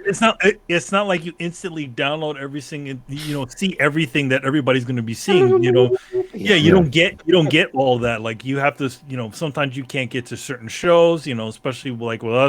I think we couldn't get to the Ubisoft show. I don't think we ever gone to the Ubisoft. No, show, we never. We always kind of skip. It's usually after. It's usually after the EA show, and you're just like, they're like, hey, there's a bus to go to the Ubisoft show, and we're just like, man, whatever. Then we just hang out until Sony. But it was always like that. It's like I'm like, unless we were at the events, I'm like, we don't know what the hell happened because like people at home get more news than we do. But it was just like. I don't know, because the E3 was already like bleeding out before the Rona, right? Like all these companies were already leaving. Think about it like this: last year, Jeff Keighley announced Summer Game Fest before the lockdown, so that was already happening. And Activision, they checked out a while ago. EA checked out. Microsoft checked out. Sony checked out. Nintendo checked out. It's like, this. I understand the excitement. It's like, oh, E3, people think about the memories and shit, but if this is what E3 is supposed to be, man, it needs to like either reinvent itself or go away, let somebody else take over, because this ain't it. I agree that we do need a week to celebrate gaming. I think that's great, but I don't think the ESA is capable of doing it in the modern age. Say what you will about the Summer Games show, right, Jeff Keighley? Yes, the games they showed were mostly just filler games, but the presentation was solid. Right, I thought it was pretty good. It could be better, obviously, because they couldn't do developer interviews and stuff. But I think that's a good start, and I think Jeff Keighley it might be better if he just does all this stuff instead of the ESA, because E3 was just a mess. It really was, and everybody just seems confused. Even the companies themselves, like, what are we going to show? This and that. It's like a lot of these things, like the Capcom. None of this stuff needed to be on a show. You could have easily had a press release and just be done with it. You can say that for a lot of these things. Like, why are you bothering? Gearbox, we didn't even talk about that nonsense. Like, why are we doing this right now? You know, it was just literally walking around. What's his face? Following what's his face around as he geeks out over the fucking the whatever the movie that they're Kevin doing. Kevin Hart. Yeah, Kevin Hart and like Borderlands. Yeah, it was like Randy Pitchford meets the cast of Borderlands. Who gives a shit? This That's what you do after. You don't make your E3 conference about like the main show. Yeah, your main show about Randy Pitchford walking around talking to Kevin Hart and people in the cast of that thing. No, what you should have. If you're going to do that, they go, "Hey, here's Kevin Hart. Hey, by the way, surprise! Here's a trailer for the movie." Yeah, okay, that'd have been cool. That'd been cool. That's it, in and out, and that's I think what Microsoft got. They're not gonna bog this thing down with an interview with Hideo Kojima like friggin' Keeley did. Yeah, exactly. Well, I mean, it felt more like Access Hollywood as opposed to E3. That's the problem. Yeah. Well, a lot of times you had to look online to figure out what show is when is this show gonna start? When is this gonna start? Okay, right. So I was like, okay, it's kind of like E3. You don't even know we don't even know what time things start. They brought the experience to you. My thing with Microsoft though, Microsoft basically like, hey, we saw the mistakes we made in the past. Let's just fix all that shit. Let's sprinkle a little bit more stuff on it. Hey, we're good. And I'm like, why did nobody do that? Yeah. So go ahead, bro. I'm gonna keep it real quick. Uh-oh. There's a man. I gotta keep it real, man. No stranger to danger. And so there's a sort of fine line between the E3 experience that a lot of the people in the panel have experienced, and there's the E3 experience that a lot of the other people in the panel experience. Obviously, there's people like Andre, like David, like Manny, like Tony that been at all of these types of events, and they have their own different experiences. For me, and for most of the other people that quote unquote enjoy E3 have enjoyed E3 in the past, it's all about the press conferences. If the press conferences suck, then E3 is gonna suck. It doesn't matter anything about organization. I mean, we wouldn't even be having this conversation if Capcom, Square Enix, Nintendo, and all of these other companies had better showings. That's the only reason we think that it's been a train wreck for the most part. Obviously, people who go to these shows and can criticize it from a different aspect, I think that's a different conversation. I think, if we had fucking Final Fantasy 16 and we had, another game that we all wanted and the Project Atheist stuff, if we had Capcom show Street Fighter 6, if we had, all that kind of stuff, then we would have been, oh shit, best. If Sony had a press conference through that time, like, yo, this is the best fucking thing ever, or this is the best thing since X and X. So, I think it's important just to distinguish the separation between having good press conferences and having a good quote unquote E3 show, because in reality, E3 for most people are just the press conferences. Right. Yeah, no, I don't disagree with that. But I do, and that goes to a larger question. I believe I asked that during one of our live streams. Like, would we have enjoyed this better had the actual games been good? Because I'm sorry, I'm not trying to hate on any of these games. I'm not trying to shit on any of these developers or whatever. Like, obviously, games take hard work and all that, but a lot of these games felt like filler. That they were not E3 worthy. Right, like, or what we expect of E3. So I think there is a argument we can make, or at least a conversation you can have, like, hey, maybe this would have been better had they had games people actually cared about. Because we're not saying none of this stuff about Xbox. Why? Because they had a great flow to their show. Even when they had lesser games, it felt right because they would always hit you with something else, right? So the message of the games themselves. Exactly. So I'm wondering if that would be the case. But again, it's like that Capcom thing. You couldn't save that. That was just terrible. But then again, they had nothing. Yeah, but again, what if we had Street Fighter 6? What if we had Monster Hunter World 2? Then we may have to be saying something else. Go ahead, David. So I at least expected at the end of the Capcom showcase to show the final Street Fighter 5 character, because there's still that big mystery character, whoever that's going to be, who I personally think is going to be Kyo from the King of Fighters, because I think there's going to be a crossover between Street Fighter 5 and the King of Fighters 15, which is going to have a Street Fighter team.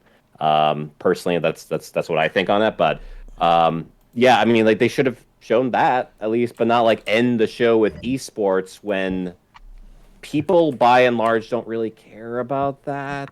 You know, you got end it with something better, a little more panache to it. Not like esports. Okay, I guess I could tune out early, and like I'm sure you saw like the numbers drop as soon as they announced that. So yeah. Again, I mean, Bandai Namco. Just real quick on it. Bandai Namco had a press event. It was for one game. Right. Why are we bothering with this? You know. That's why I didn't watch it because I saw it. I was like, it's only for about one game. I was like, oh, Why? never Yeah, mind. I mean, why didn't Bandai Namco just jump onto one of the other events? Like, why didn't they just jump on with Keeley? You know, Saving money at least. Yeah. Wasting our time with this, man. Instead of saying, "Hey, we're gonna be doing a stream for one game." And by the way, a lot of people are giving Jeff Keighley a lot of credit, but it's funny for me that the only thing that people ever talk about that is Elden Ring. If he didn't have Elden Ring in that press conference, everyone would be talking shit about it. There That is was a the saving reason. grace. Yeah. There is a reason why They saved our it for featured last. There's a Yep. no. There's a reason why our featured image was just a Kojima head and a bunch of Elden Ring shit from that. From that That's thing. all you people Because cared that's about. Yeah. because great. that's exactly what that show was. It was like Kojima showed up and then Elden Ring. Because before Elden Ring, the next biggest announcement was this Death Stranding deal patch. Yeah, and Carlos, there was like a good Exactly. 40 minutes between those two. Yeah. Yeah, you know? exactly. That's why I'm trying to be very clear about it. It's like I thought the presentation, or at least the way they set up, was good, but those games were, I'm sorry, filler. A bunch of filler games. You know? Yeah. I thought you And were no- hyped for that Jurassic Park. You're Nah, like, the butter game. You were so excited. Not Got that. your Dino Boys on there. Tell me what I like, Jeff Goldblum Goldblum. came out. Right? He said he turns into the Fly in one of the scenes. In the, I'm like, what? That's a DLC. Yeah, right. Yeah, Brundle Fly. You know, That's Brundle it. Fly DLC and Jurassic That was Park. my second most anticipated dinosaur game behind Dinosaur High. Oh, but that was another. Oh, I'm glad you bring this up Dino though, Adam. Crisis. That weird ass Jeff Goldblum cameo. What the fuck? It's got to be his publicist and everyone else's fault because they probably just put this in front of him. Like, you got to promote this. He had no idea. He didn't know Jeff's name, how to pronounce No. it. He didn't know. It's all taped. He didn't know what was going on. So He was probably high as fuck. video too. games. Ah, yes, Yeah. video games. Oh yeah. they should have just cut it. They could have edited that all out, and they could have just said, "The game starts off in this world." You know, they could have just edited all the other bullshit. It was hard. I guess Just about must go money. faster, must go faster, must go faster. Exactly. I think the thing about it, a lot like stuff like that is just like you know what do you call it, like just showing off, like, hey, look, we got Jeff Goldblum. It's like, who cares? It's just I'm sponsorship sorry. money. That's all it is. Yeah, it's Sponsorship money. My problem is with it is the Summer Game Fest is a great idea, but why is maybe I'm the only person who looks at it like this? Maybe I don't know. I'm sure you won't be. No. Why was it a long ass Game Awards without the awards? That's exactly what we were That's saying. literally what we Long-ass said. Game That's Awards, literally it was what a we long ass said. Game Awards without the. I'm like, dude, what? It was the game. It was the game. Keighley show. Wait, we're at It was- E3. The bands that come to E3 are not on the floor Right. No. except Yeah. for Jurassic 5 way back in the day. Yeah, But, it was. I It was. mean, but I'm like, why do we need music? It was the We need to Game keep- Awards. It was the Game Awards without the Game Awards So breaks. who was it sponsored by? Where are the commercials? I mean, come on now. See, I mean, come on. I'm like, Well, that's come the on, man. biggest. That's the biggest issue with the Game Awards, because like there's so much advertising for games during the Game Awards, you can't tell what is the actual things that they're announcing or just a bunch of adverts. Right. And I applaud Jeff. I applaud everybody who works on the Game Awards. I applaud them. But can we get a real, and I mean real, award show? The Dice show, dude. Dice I love their show. I love that. That's the epitome. I want the Academy Awards of gaming. That's what I want. And nobody's going to do that because what do we know? We gotta appeal to. No, we don't have to appeal to anybody. We appeal to gamers, game creators, and fans. That's it. I don't. I'm sure- We don't have to go and go. We got to go after the young folks. No, we don't. How do you do, fellow kids? But how many? How many Steve Buscemi. I don't give a damn who the TikTok gamer of the year. Nobody gives a shit. Nobody cares. But that's like the whole Comic-Con thing. Look, I love content creators. I'm whatever. Do your thing. I'm not knocking you. But why do we need a content creator of the year? You ain't made shit but a video. You hook up trending. You ain't trending gamer. You haven't coded shit. You haven't. You don't have a team that are working on a game. No. So this is Jeff Keighley in a nutshell, though. Yes. Dude, Jeff Keighley in a nutshell. Hosted, talked to the developer. Jeff Keighley's talented. Dude, he knows what he's doing. Get all this other shit out of the way. I don't want all this bubblegum crap. I'll just watch MTV. I'll play video games and have MTV in the background, and that'll be the same shit. But Andre, the one thing, the portion of the Game Awards that I always thought that is kind of messed up. It's like because there's focusing so much on the spectacle, they're not focusing on what the internally stuff.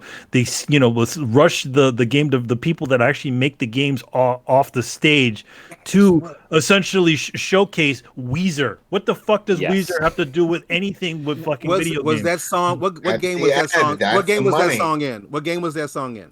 Their song is in like a Rocksmith or something like that. And the thing about is like, why aren't they? If we're talking about the person who had the best, song in a game, how come we're not showcasing the performers? Like, why aren't you throwing fucking Tommy Tallarico on the goddamn stage? Because you can do that. And that would be cool. You can do that. I'll be but cool. That's for Game Awards. But best licensed song in a video game. Yeah, there you go.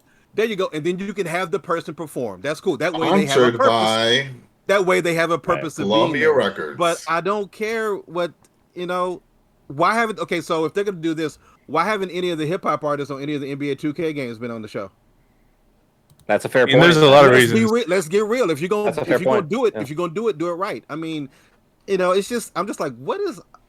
It's just who Jeff wants. I'm just old. I'm old, and I'm like, man, this is not entertaining. Because Andre, you have to remember that this is Jeff's show, and this is just who Jeff wants, basically. And so if you cozy up with Jeff, which we talked about before with Paris. I mean, Paris likes to cozy up with Jeff as well, so that's a lot of that like a play as well. No, I'm not saying that you are, obviously, but like I do see a lot of that stuff happen behind the scenes, and very much like in front of me, and all that stuff. And like this is basically how it works. Just the people who cozy up with the right people, and then that's how they get on board with all these, big shows that they're like all part of, and that's all I gotta say is it's bad when reading the list of nominees for the Game Awards was more entertaining than actually watching the damn show. Yeah, the show, it's like a 3-hour show too. I watch it for the world premieres, and that's it. World premiere, yeah. That's it. Well, I mean, that's it. I'll wait. watch all the world premieres on YouTube, watch the list of who won, and I'm good. You mentioned that. Oh, my bad. You're good. Yeah, you mentioned earlier this. You said that Jeff knows what he's doing, and I think that's the thing. He knows what he's doing. He's having all of these commercials. This thing with the awards, they already have the winners on the sideline ready to pick up the award, so it won't take as much time of the commercials. Start them off, yeah. Right. And the thing with the Summer Games Fest, Prime Gaming, they paid that bill because he gave him, it was everywhere. So that's his vision. His vision is a capitalistic vision and more than a artistic one, and I think that's the issue with whatever Jeff does. Go ahead. And it's an issue with me. Might not be an issue with everybody, but I think it's more about doing what is beneficial for him and to increase his brand more than a celebration of gaming. Celebration of gaming is just like a virtual signaling kind of thing for gamers that he's trying to do. Yes. Thank you for making me not feel alone. I'm glad you said that. I'm glad you said that. That was the nail on the head right there. But he's been open about all this. He said, we see the ads and all. This is what pays the bills. And He's a this Doritos is how it pop. works. Yeah. So he wants to put on these these 9 minute, like a 2 hour, like long shows, and like that's the cost of that because he wants to jam as much of these ads and sponsorship deals in as possible, and that means more money for him in the end. That's ultimately what it comes down to. And like you guys said, Andre, when you talk about seeing the world premieres and stuff like, because that's what people want. So he's like, yeah, you want to show something, put it on my show. Does it seem like it's just nothing but commercials and trailers? Because it is, Right. And that's what people want to watch. They just tune in just to watch all that shit.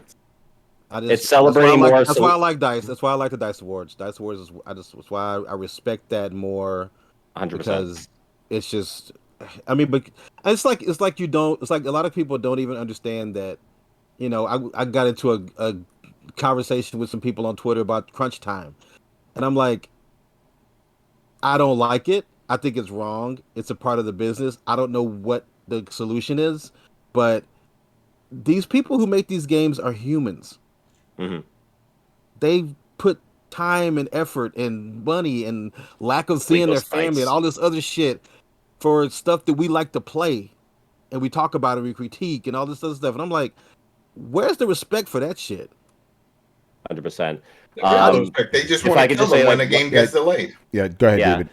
If I could just say one quick thing, I believe that Jeff Keighley shows, honestly, like, you know, and I appreciate all the work he puts into, and I know his intentions are generally good, but I feel like his shows are more about celebration of who he can kind of like rub elbows with and celebrity culture and all that, as opposed to actually celebrating gaming culture. And more importantly, the people who actually make the games themselves. I don't see any celebration of the game creators themselves on those shows, and that breaks my heart every single time because I'm thinking in my mind, if I was creating the show, I would get as many game creators in there as possible, people who made the games, like all this stuff, and like he loves Kojima and everything, and that's great. Like, you know, he's like a fanboy for Kojima, and that, you know, I want to see more of that before other creators like Suda, like people like that, you know, Swery. Like, I want to see more people like that showcase on these shows, not Weezer.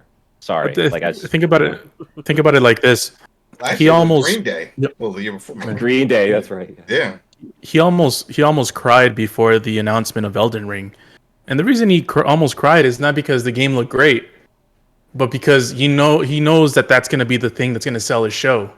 Right. And that at the end of the day, it was all his idea. Remember, he kept saying that it was because of me. It's all because of me. He has Prime Gaming tied to his Venmo, and the alerts were going off when that announcement came on.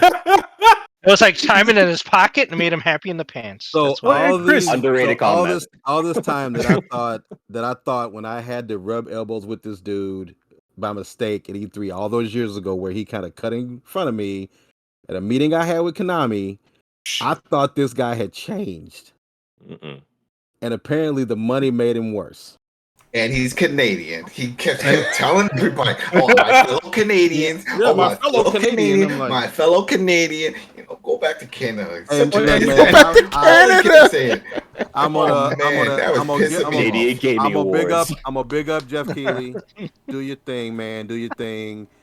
Just that respect level just dropped about 25 points, dude. 100% with you there, Andre. 100% with you. Andre, as the old proverb goes, money doesn't change you.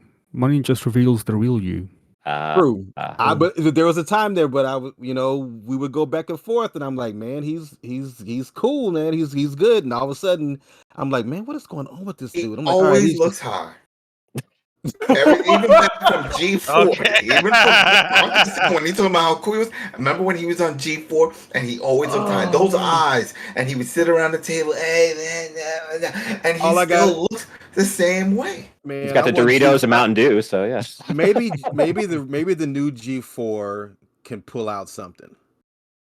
I don't know, man. I would not hold that hope on that person. Believe me, trust me. That's I'm holding that. And they didn't do anything for E3. I don't believe. Xavier Woods is going to save the day. Yeah. He's going to make it to the. Don't get me wrong. It's cool seeing Adam Sessler reviewing games again, but they're not really doing much. But maybe they will because obviously the whole thing with the lockdown has just hampered everything with G4. Right. By the way, I do have a question, and this is completely off topic. We're talking about G4 now.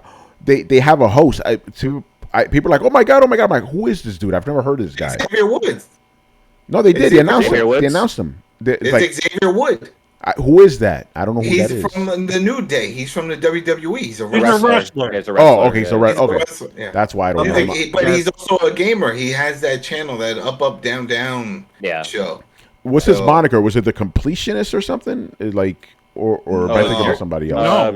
No, that's Gerard? somebody else. No, That's the Gerard, completionist you're is somebody totally. That's somebody else. Yeah. That's Gerard. Okay. Yeah. So yeah, I don't watch wrestling. I'm like, who is this dude? Because they're touting him. I saw him on the G4. I'm like, who? Like, who is this dude? You know? Well, I mean, you know, like, Oh, you're talking about the completionist, the pre-show guy, right? Yeah, it says right here. The completionist joins the stream. Is that the guy I'm talking about? That's Gerard. No, that's the other guy. Yeah, it says G4's new host will complete your life, and they show this big So bearded they're showing dude. somebody else. Yeah, Because He's a the popular other one that streamer, they picked content up. creator guy. Yeah. Yeah, Okay. because Yeah, the they got other the one is completionist on their show. Xavier Woods. He got picked up also. When they were doing that whole, we're looking for the next big thing, blah, Right. blah, blah, blah, and they gave it to Xavier. We knew It was just a marketing play. It was just a marketing play. That's all it was. Oh, is that what it was? All right. Yeah. Anyway, any last thoughts about E3 as a whole? I want to play the Samurai game. Give me the Guardians of the Galaxy game. Let's see what else. Ninja Turtle game. I want the Ninja Turtle game. I was disappointed. Why didn't we get the Ninja Turtles game, man? Right? Give us a date or something. I know. I'm with Tony. Microsoft and Xbox One. Yeah, they won E3 easily. Yeah. You know, Yeah. not even a contest as far as I'm concerned. No, but again, that's really a lot of competition. Wait, I didn't look. I didn't see it in the notes, but are we going to talk? Well, we don't have notes. There you go. That's why I didn't see it. No notes today, baby. We just all E3. No notes. Because it was something that came after this Extend Xbox showing about the XCloud What's going on? coming to the S and the X. So all these games that No. are Oh, yeah, exclusive to the Series X, right? Yeah. You will be able to play them on your Xbox One, old ones, the Xbox One and the Xbox wasn't it One X always like to that? xCloud. No, it wasn't. No, it wasn't.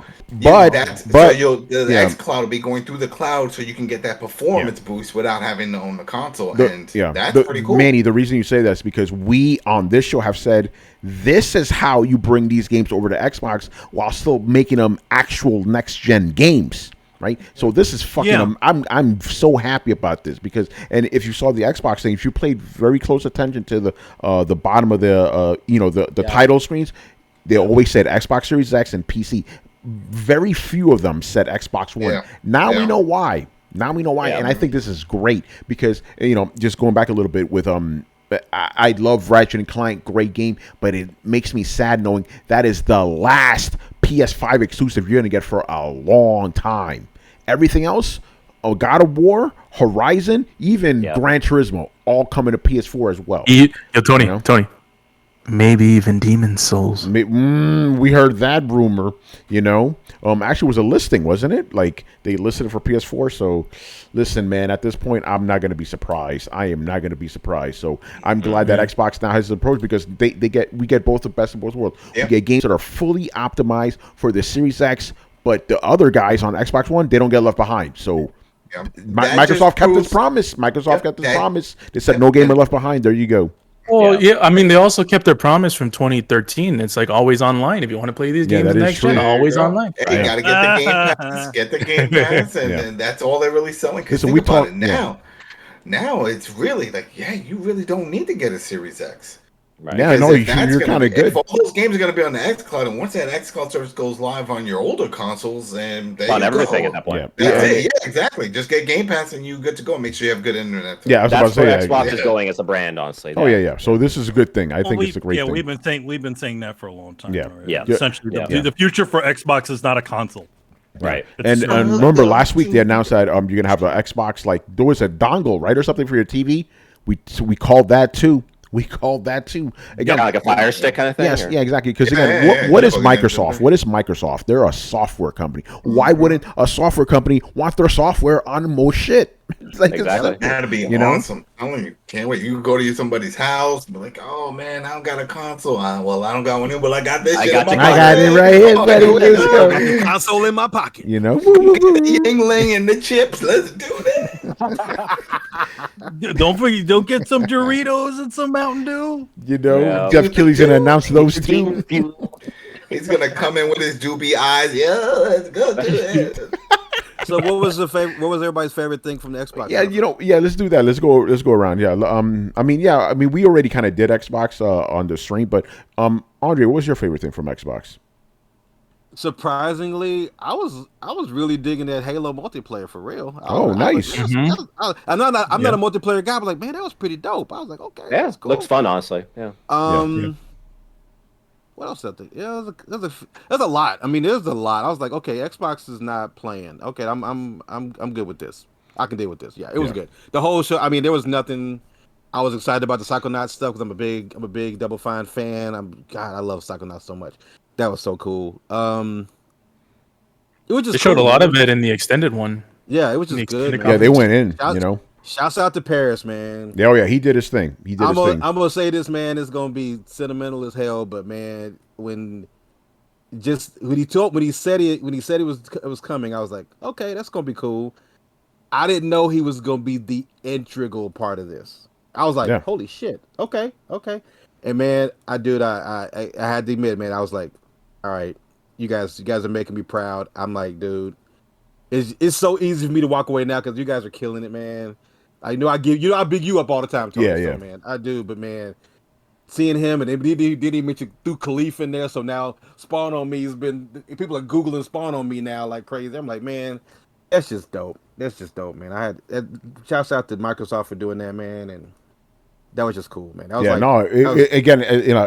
it real. As much crazy shit is going on in this world. It was good seeing one of us up there, man. We all came up together and shit. Dude, that was good. Dope. Yeah, that was fantastic. And it's good to seeing a different face than the Jeff Keighley's and the Greg Millers. Like, I don't need to see those guys, man. Let's get some other Greg Miller. That was Greg Miller. He did a lot. Greg Miller did that, man. Yeah, he made that dream happen. Yeah, and Andre, you just gave me an idea, man. I think there's a good way of closing up this episode. I'm gonna go to each of you and ask you what your favorite games of the entire show was. So, Andre, besides Microsoft, what were some of your highlights, just overall, some games specifically? Man, I gotta buy me a PS5 and get Elden Ring. Yeah, I'm a From Software geek, and you can get on PS4 as well. Just saying. That'll work. I'll get it either way, but that's just I was like, yeah. That for me, I was like, okay. I was like, okay, I'm done. You got a From Software game? I'm done. I can stop watching E3 now. I'm good. But yeah, man, the whole show was overall. There's a lot of stuff. My wallet's about to go through therapy again because my god, that's a whole lot of games. God damn. But no, man, it was a good show overall. It was just a lot of hiccups here and there, and I'm just like, maybe this will be ironed out next year, but yeah, I mean, Elden Ring for me was a game. That was probably game of the show for me. Yeah, David, games as many as you want. What were some of the games you liked overall? Sure. I'll mention a couple. Starting off with my second favorite, which is Guardians of the Galaxy. Yes. That was a surprise, honestly, to see that, and it looked so good. I was just really surprised by it, and especially with the banter between like the characters and everything, I thought that was awesome. I thought it was great also with the different choices that you can have in like the story beat moments, and also in the combat too, where you can actually like direct your teammates basically to do like their certain moves and all that, kind of like Mass Effect 2, like a little bit. I think Mass Effect 2 works like that, or 3. Yeah, they all do. You could direct all of them. I really love that, but my favorite game of the show definitely was Replaced. So this was the game that I thought was the last night. About that. Yeah. God, that was a good one. I thought it was the last night finally coming back after its showing at E3 2017. That game just kind of seemed to disappear off the face of the earth for whatever reason. But Replaced kind of came around to kind of pick up the pieces, if you will, of being another game that is absolutely gorgeous pixel art, like some of the best pixel art that you'll ever see. Animation is great, and it's got like this whole cyberpunk kind of like vibe to it, like all feel. It's really, really cool. And even like the story too, which is really cool, where you're basically an AI that has escaped, and you're basically in like a human, and you're just trying to get away basically from like the people who owned you, pretty much. And it's just incredible. Like everything that I've seen, because I've been doing like a little bit of research on like how they're going about like the artistic style of the game. It seems like they're using 3D models and overlaying it with like the pixel art like mesh, whatever that they have. And so that way, like when there's lighting, because the lighting in the game is incredible, it's actually reflecting properly off of like the characters, the objects in the background, all that stuff. It just looks incredible. That's awesome. They're kind of using voxel, voxel. I believe they did say that. Yeah. Yeah. Shout out to Brett. Yeah, right. So, You know, that's awesome. Replaced for me. So, Replaced. yeah. All right, that's your number one. Manny, what about you? What games? I mean, you said some of them. You could get a little bit more in depth. You like the Trek to Yuma game, right? Yeah, the Trek to Yuma game looked really cool from Devolver Digital. That was actually the first game that sort of impressed me. I did like seeing Elden Ring, and it looked like it's a sort of an open world sort of idea. Yeah. So I'm interested in seeing that one. You know, I mean, granted, I'm not crazy about the going back to night stuff again, but I do like the idea that you have a different. It looks like you get different mounts and stuff. By the way, this trailer was leaked in March. By the way, if you didn't know that was one of the things that got a pretty bad leak happened with Elden Ring, where they literally gave details and all kinds of other stuff. So a lot of that is this trailer. And then the last one was the Guardians of the Galaxy, which I pre-ordered already. Oh, nice. Oh, very cool. Very cool. It's already in the bag. It's already waiting. So yeah, I did it for your favorite last generation console. Because because every single game that's been mentioned during this most of the games mentioned in this presentation are for the most part for the last generation console. So why do I need to update the thing? They're not going to look any better. Maybe they're going to run a little bit better, but not by much, I would think. At least want to keep, at least especially if you have a game like Elden Ring, which is going to probably have that sort of online bit to it. They're probably going to have parity between them, right? Yeah. So, and here's the thing. Don't get me wrong. I'm excited for Elden Ring. That's one of my games, but it looks like a PS4 game. It really does, man. Yeah. I really think these new consoles have fucked me up, man. Like games just don't look that good anymore. I also think, to me, it looks like a From Software game. To be honest. Like, their games look good, but they don't look amazing. You know what I mean? Yeah. Except for that Demon's Souls remake looks like a nice, though.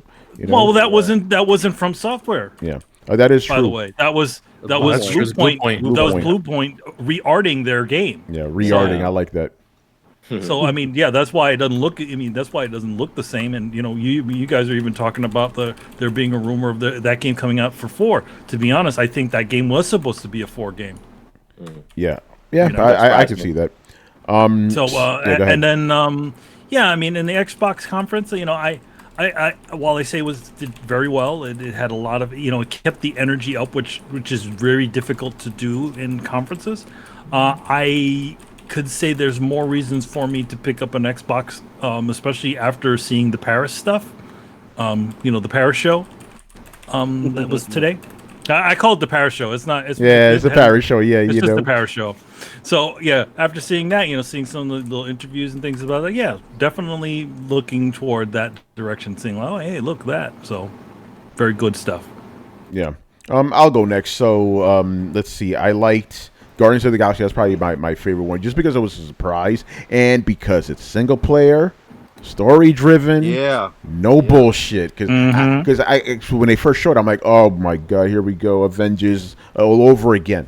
Very disappointing game that was Avengers, but no, this looks good. I like like David said, I like the banner. I like the the fact that you could actually have your squad mates use their powers. All that stuff's gonna be gold. I like Elden Ring. But I like here's the thing, Final Fantasy Origin just makes me just believe more firmly that nobody does these games like From Software does. I want the genuine articles, so this is going to give me that, so definitely that. And also, this is not a game per se, but I'm very happy that Microsoft finally put the whole kibosh on the Starfield situation. It is exclusive to Xbox and PC. Deal with it. So I'm very happy about that.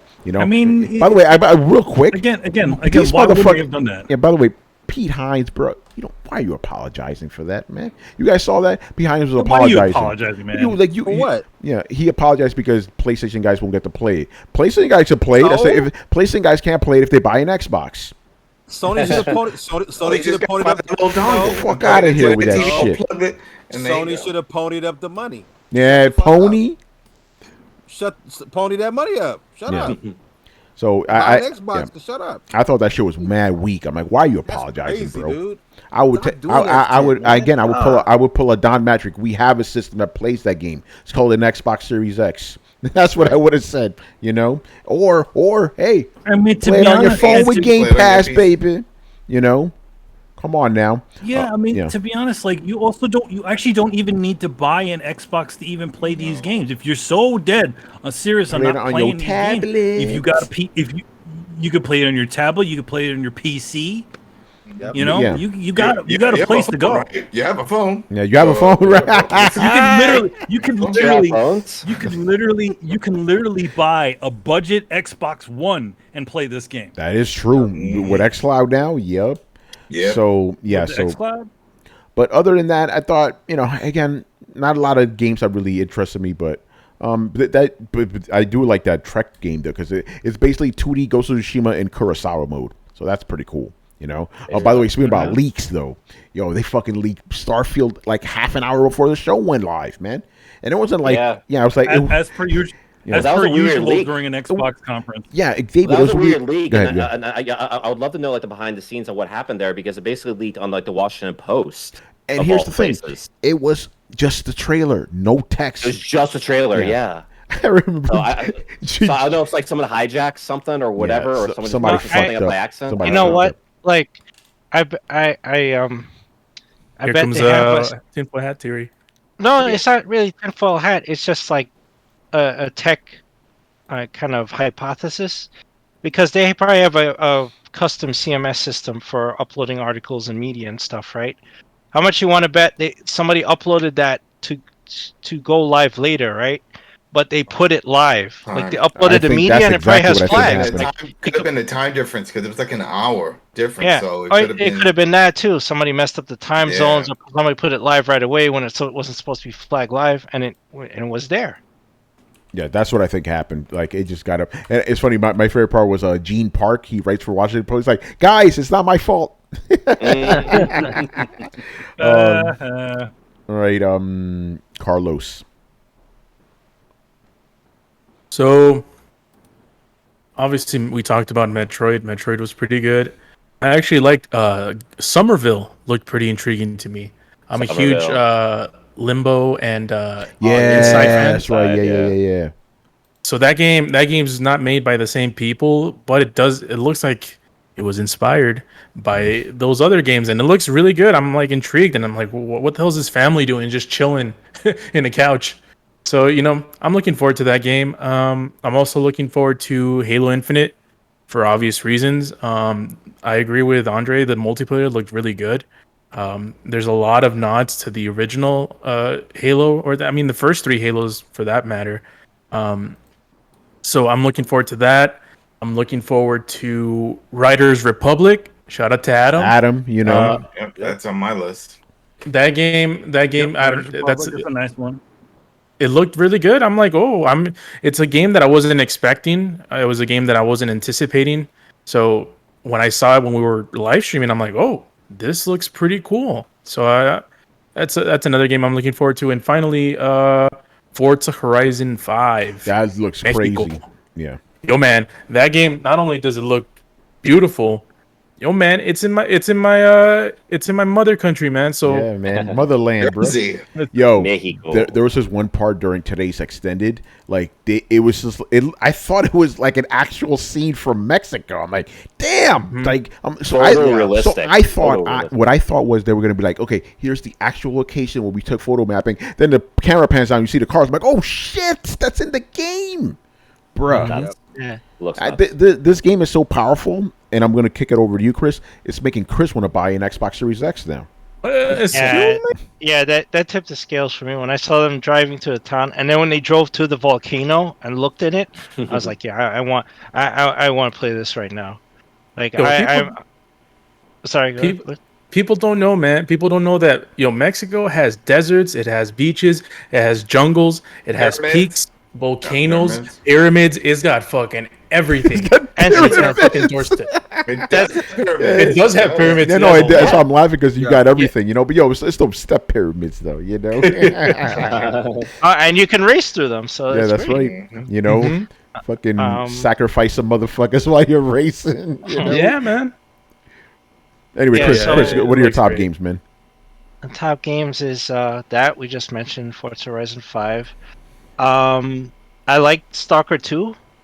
I honestly was like, I was really curious about that. I like Somerville.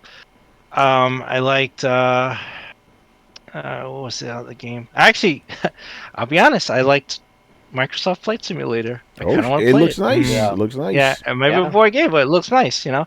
And I want to be cautious because I kind of want I want Back for Blood. We saw it, right? Yeah. Like I want that, but I also kind of want to play Redfall. But I need more. I need more than a cutscene. I think I'm sold, man. I'm sold on Redfall. I'm with you on that. I'm sold on Redfall, dude.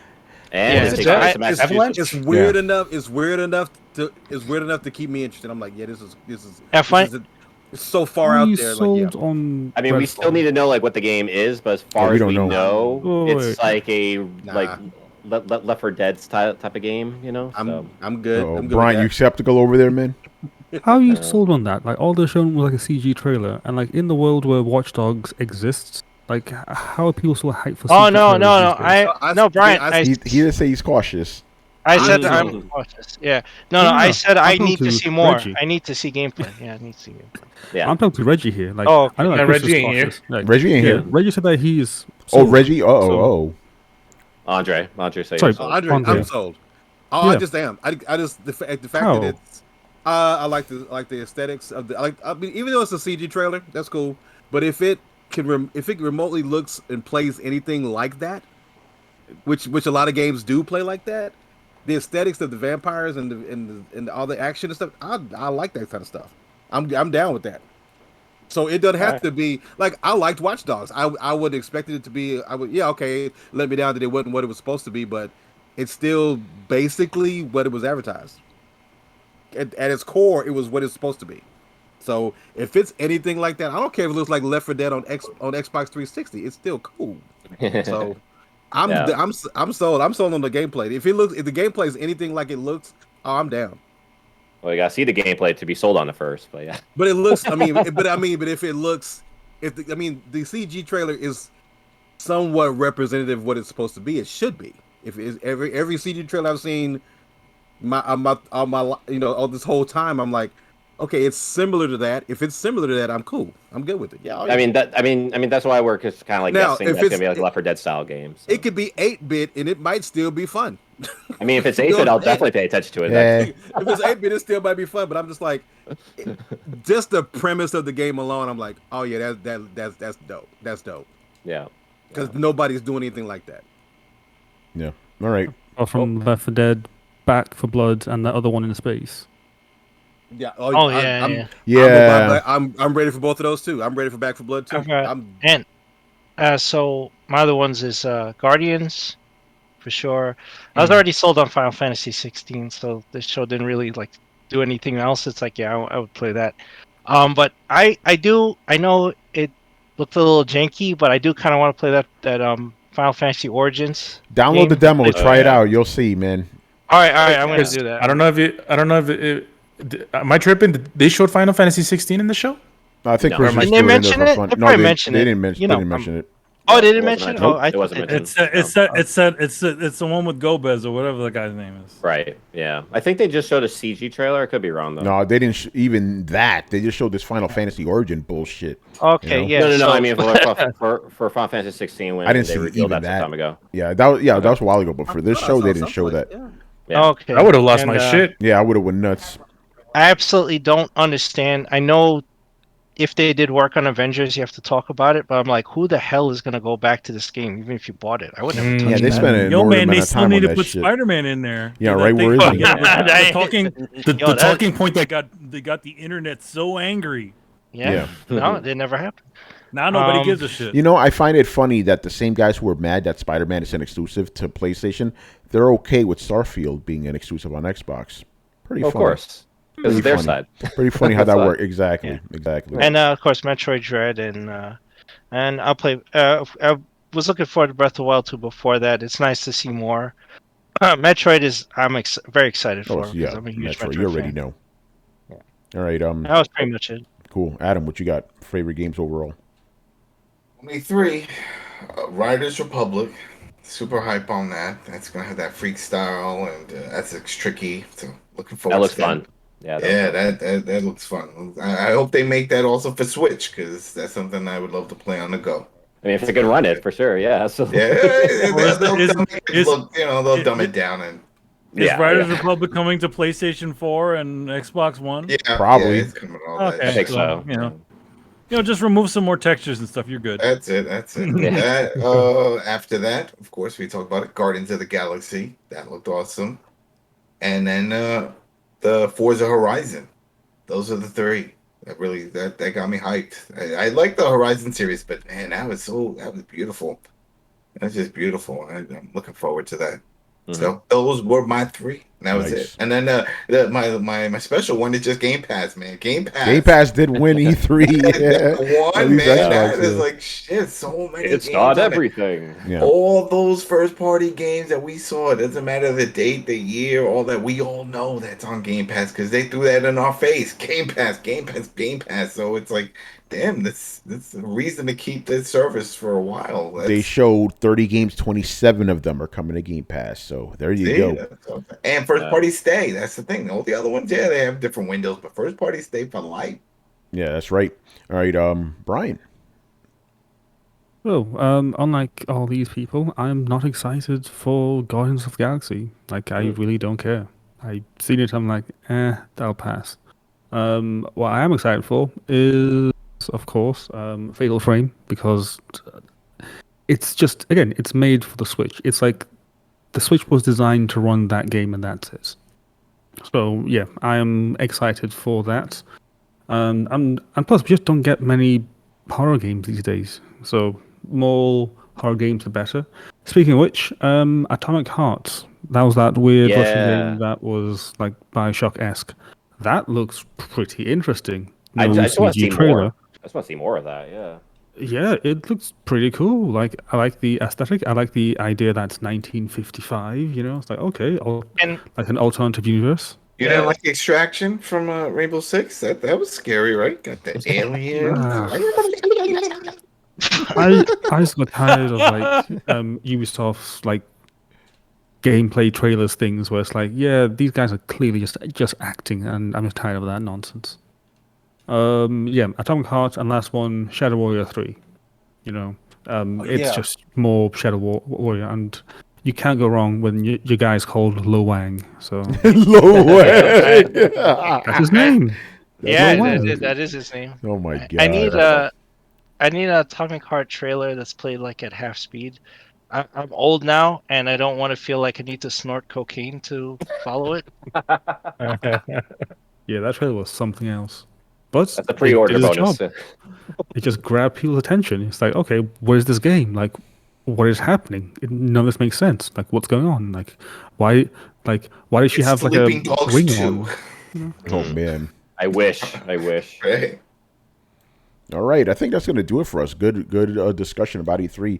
We'll see if it's better next year. What's up? I will give one quick mention of a game which we haven't mentioned actually is Mario and Rabbids 2, as well. I was actually really excited to see that get announced and just kind of see that because I always tell this to people whenever the Switch comes up, but that was one of the main reasons why I got a Switch. When I heard about that game, I was like, Mario XCOM, hell yeah, I'm in, I'm gonna get a Switch for that. So yeah, I'm really excited to see a sequel come out and see what they do with it.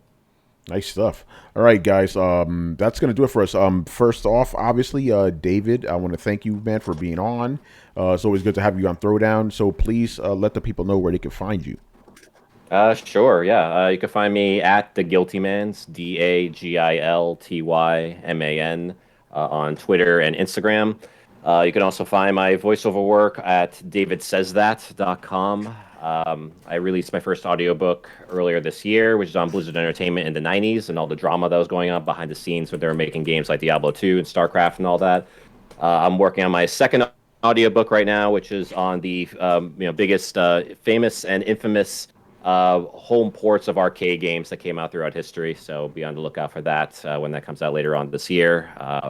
And all sorts of other projects I have lined up here. So be on the lookout. Awesome.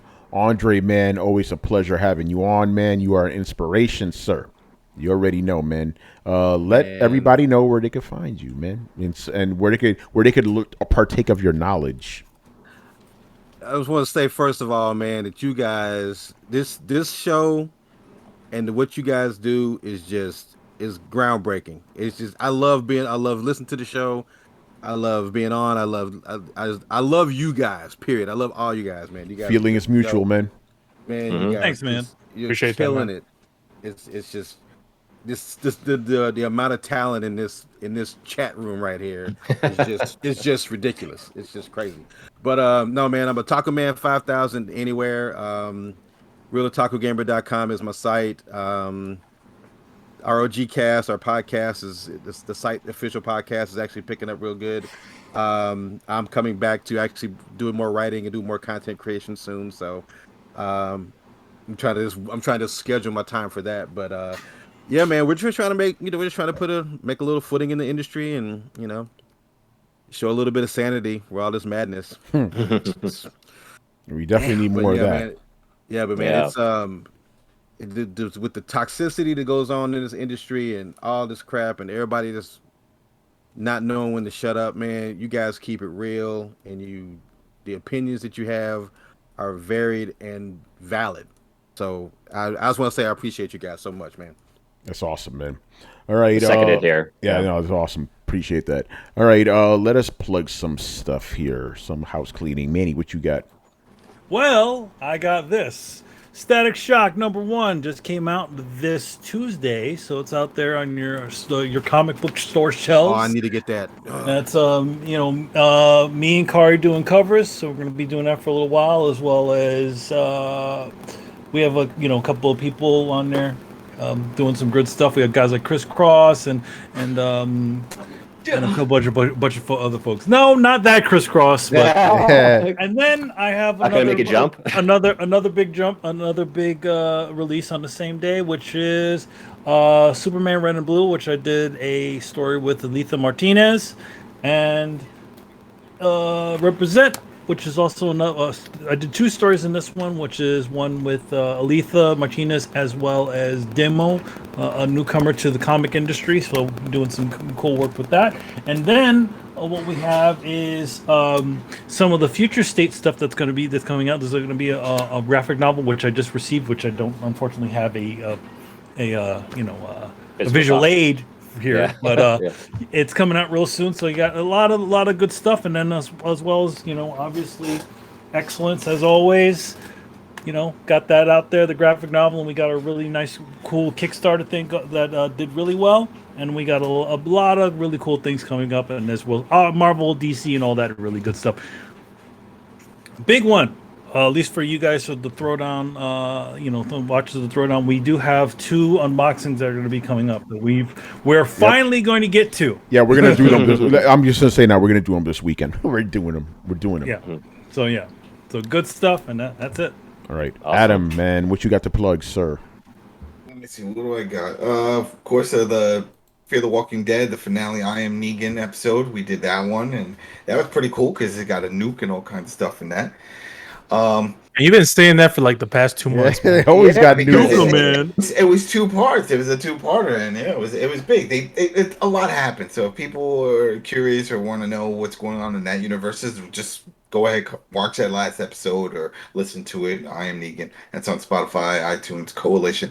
And speaking of that, with the Coalition, so I did all the coverage for the Arcade 1-Up, and on Twitter I got a lot of likes. Like, oh yeah, we like all the news reports, but I want comments. Like, are people buying these cabinets still? Is there still a market? Because I don't see what I used to see. I have a lot of people on my list that I follow, and they're big into the home arcade, and their images have just dropped off. So I'm wondering if people are still buying these cabinets or they just ran out of space. So if you check out on the Coalition, go ahead and put a comment on there, even on Twitter. I'm just very curious if people are buying them or they trying to sell the ones they have and swap them out, because that's the issue I have. I have one downstairs. I got some other ones I want to get. I don't know where to fucking put them. So so just really just wondering what people are doing with them. I feel like a lot of when it comes to a lot of those big, expensive things, like especially now, people are sort of waiting a little bit before they strike absolutely, on them. Absolutely. Because last year they did the Ms. Pac-Man. That was a big deal to finally get that license, because that's separate from the Pac-Man and all that. So they finally released that. Yeah, so that happened last year. I'm like, okay, and then this year they announced another Miss Pac-Man, but it has 12 games on it. So I'm like, shit. So for those who had just got their other ones because it was such a back order for them, and then just to find out, wow, there's a 12 one that just dropped. That's upsetting. And like even with my turtle one now. So they have another turtle one, and it's the same two games, but it does have Wi-Fi and it has the backlit marquee and stuff. So it's little tweaks here and there. Is that enough to get somebody who like myself has one and just swap it out for another $450? It's not cheap. No No. upgrade kit. They don't do that. No, they kept saying they were gonna do it. They were like, oh, DIY. Yeah, right. yeah, exactly. Well, that's what I had to do with that one, and then I was gonna do it on this one too, but I was like, eh. But yeah, no, it was one of the things that they said. Oh yeah, we're gonna have backlit more keys for the other one. So they didn't do it. They just instead their new cabinets all come with Wi-Fi and backlit marquee. All right, that's fine, but man, what about the people that have them already? These, so what do we do with that? There's no upgrading or anything. So, but I'm just curious to find out, or the people just stop and be like, yeah, I got enough. I'm done. Who knows? But that's why. Yeah, that's it. All right, Yeah. David, real quick, plug your book, man. The book you do audio from. Oh yeah, sure. Yeah, so like the audiobook I came out with earlier this year is called "Stay a While and Listen." Stay a While and Listen, Book 2, Heaven, Hell, and Secret Cow Levels. So like I said, it's basically on like the drama that was going on with Blizzard Entertainment in the '90s, specifically between Blizzard North and South, when they were making games like Diablo 2 and StarCraft, and a lot of like really really cool stories in there if you're interested in the stuff that was going on behind the scenes in the gaming industry, especially in that company. And just like a bunch of drama that was going on, and people like just trying to survive sleepless nights like that. That audiobook will actually open your eyes to what is real crunch culture in the gaming industry, because that's probably the most egregious example you'll ever hear, pretty much. That's brutal. Whoa. Oh, he'll be back. He has some. They took him. They took him down, man. They took him down. Too many key words. David, they don't like you talking about crunch culture, man. They try to take you away from us, man. I know, yeah. They try to take you away from us. Ain't that something? Yeah. That's a trigger word, man. There's a trigger word. I know, yeah. Crunch culture. Pull the plug. Yeah.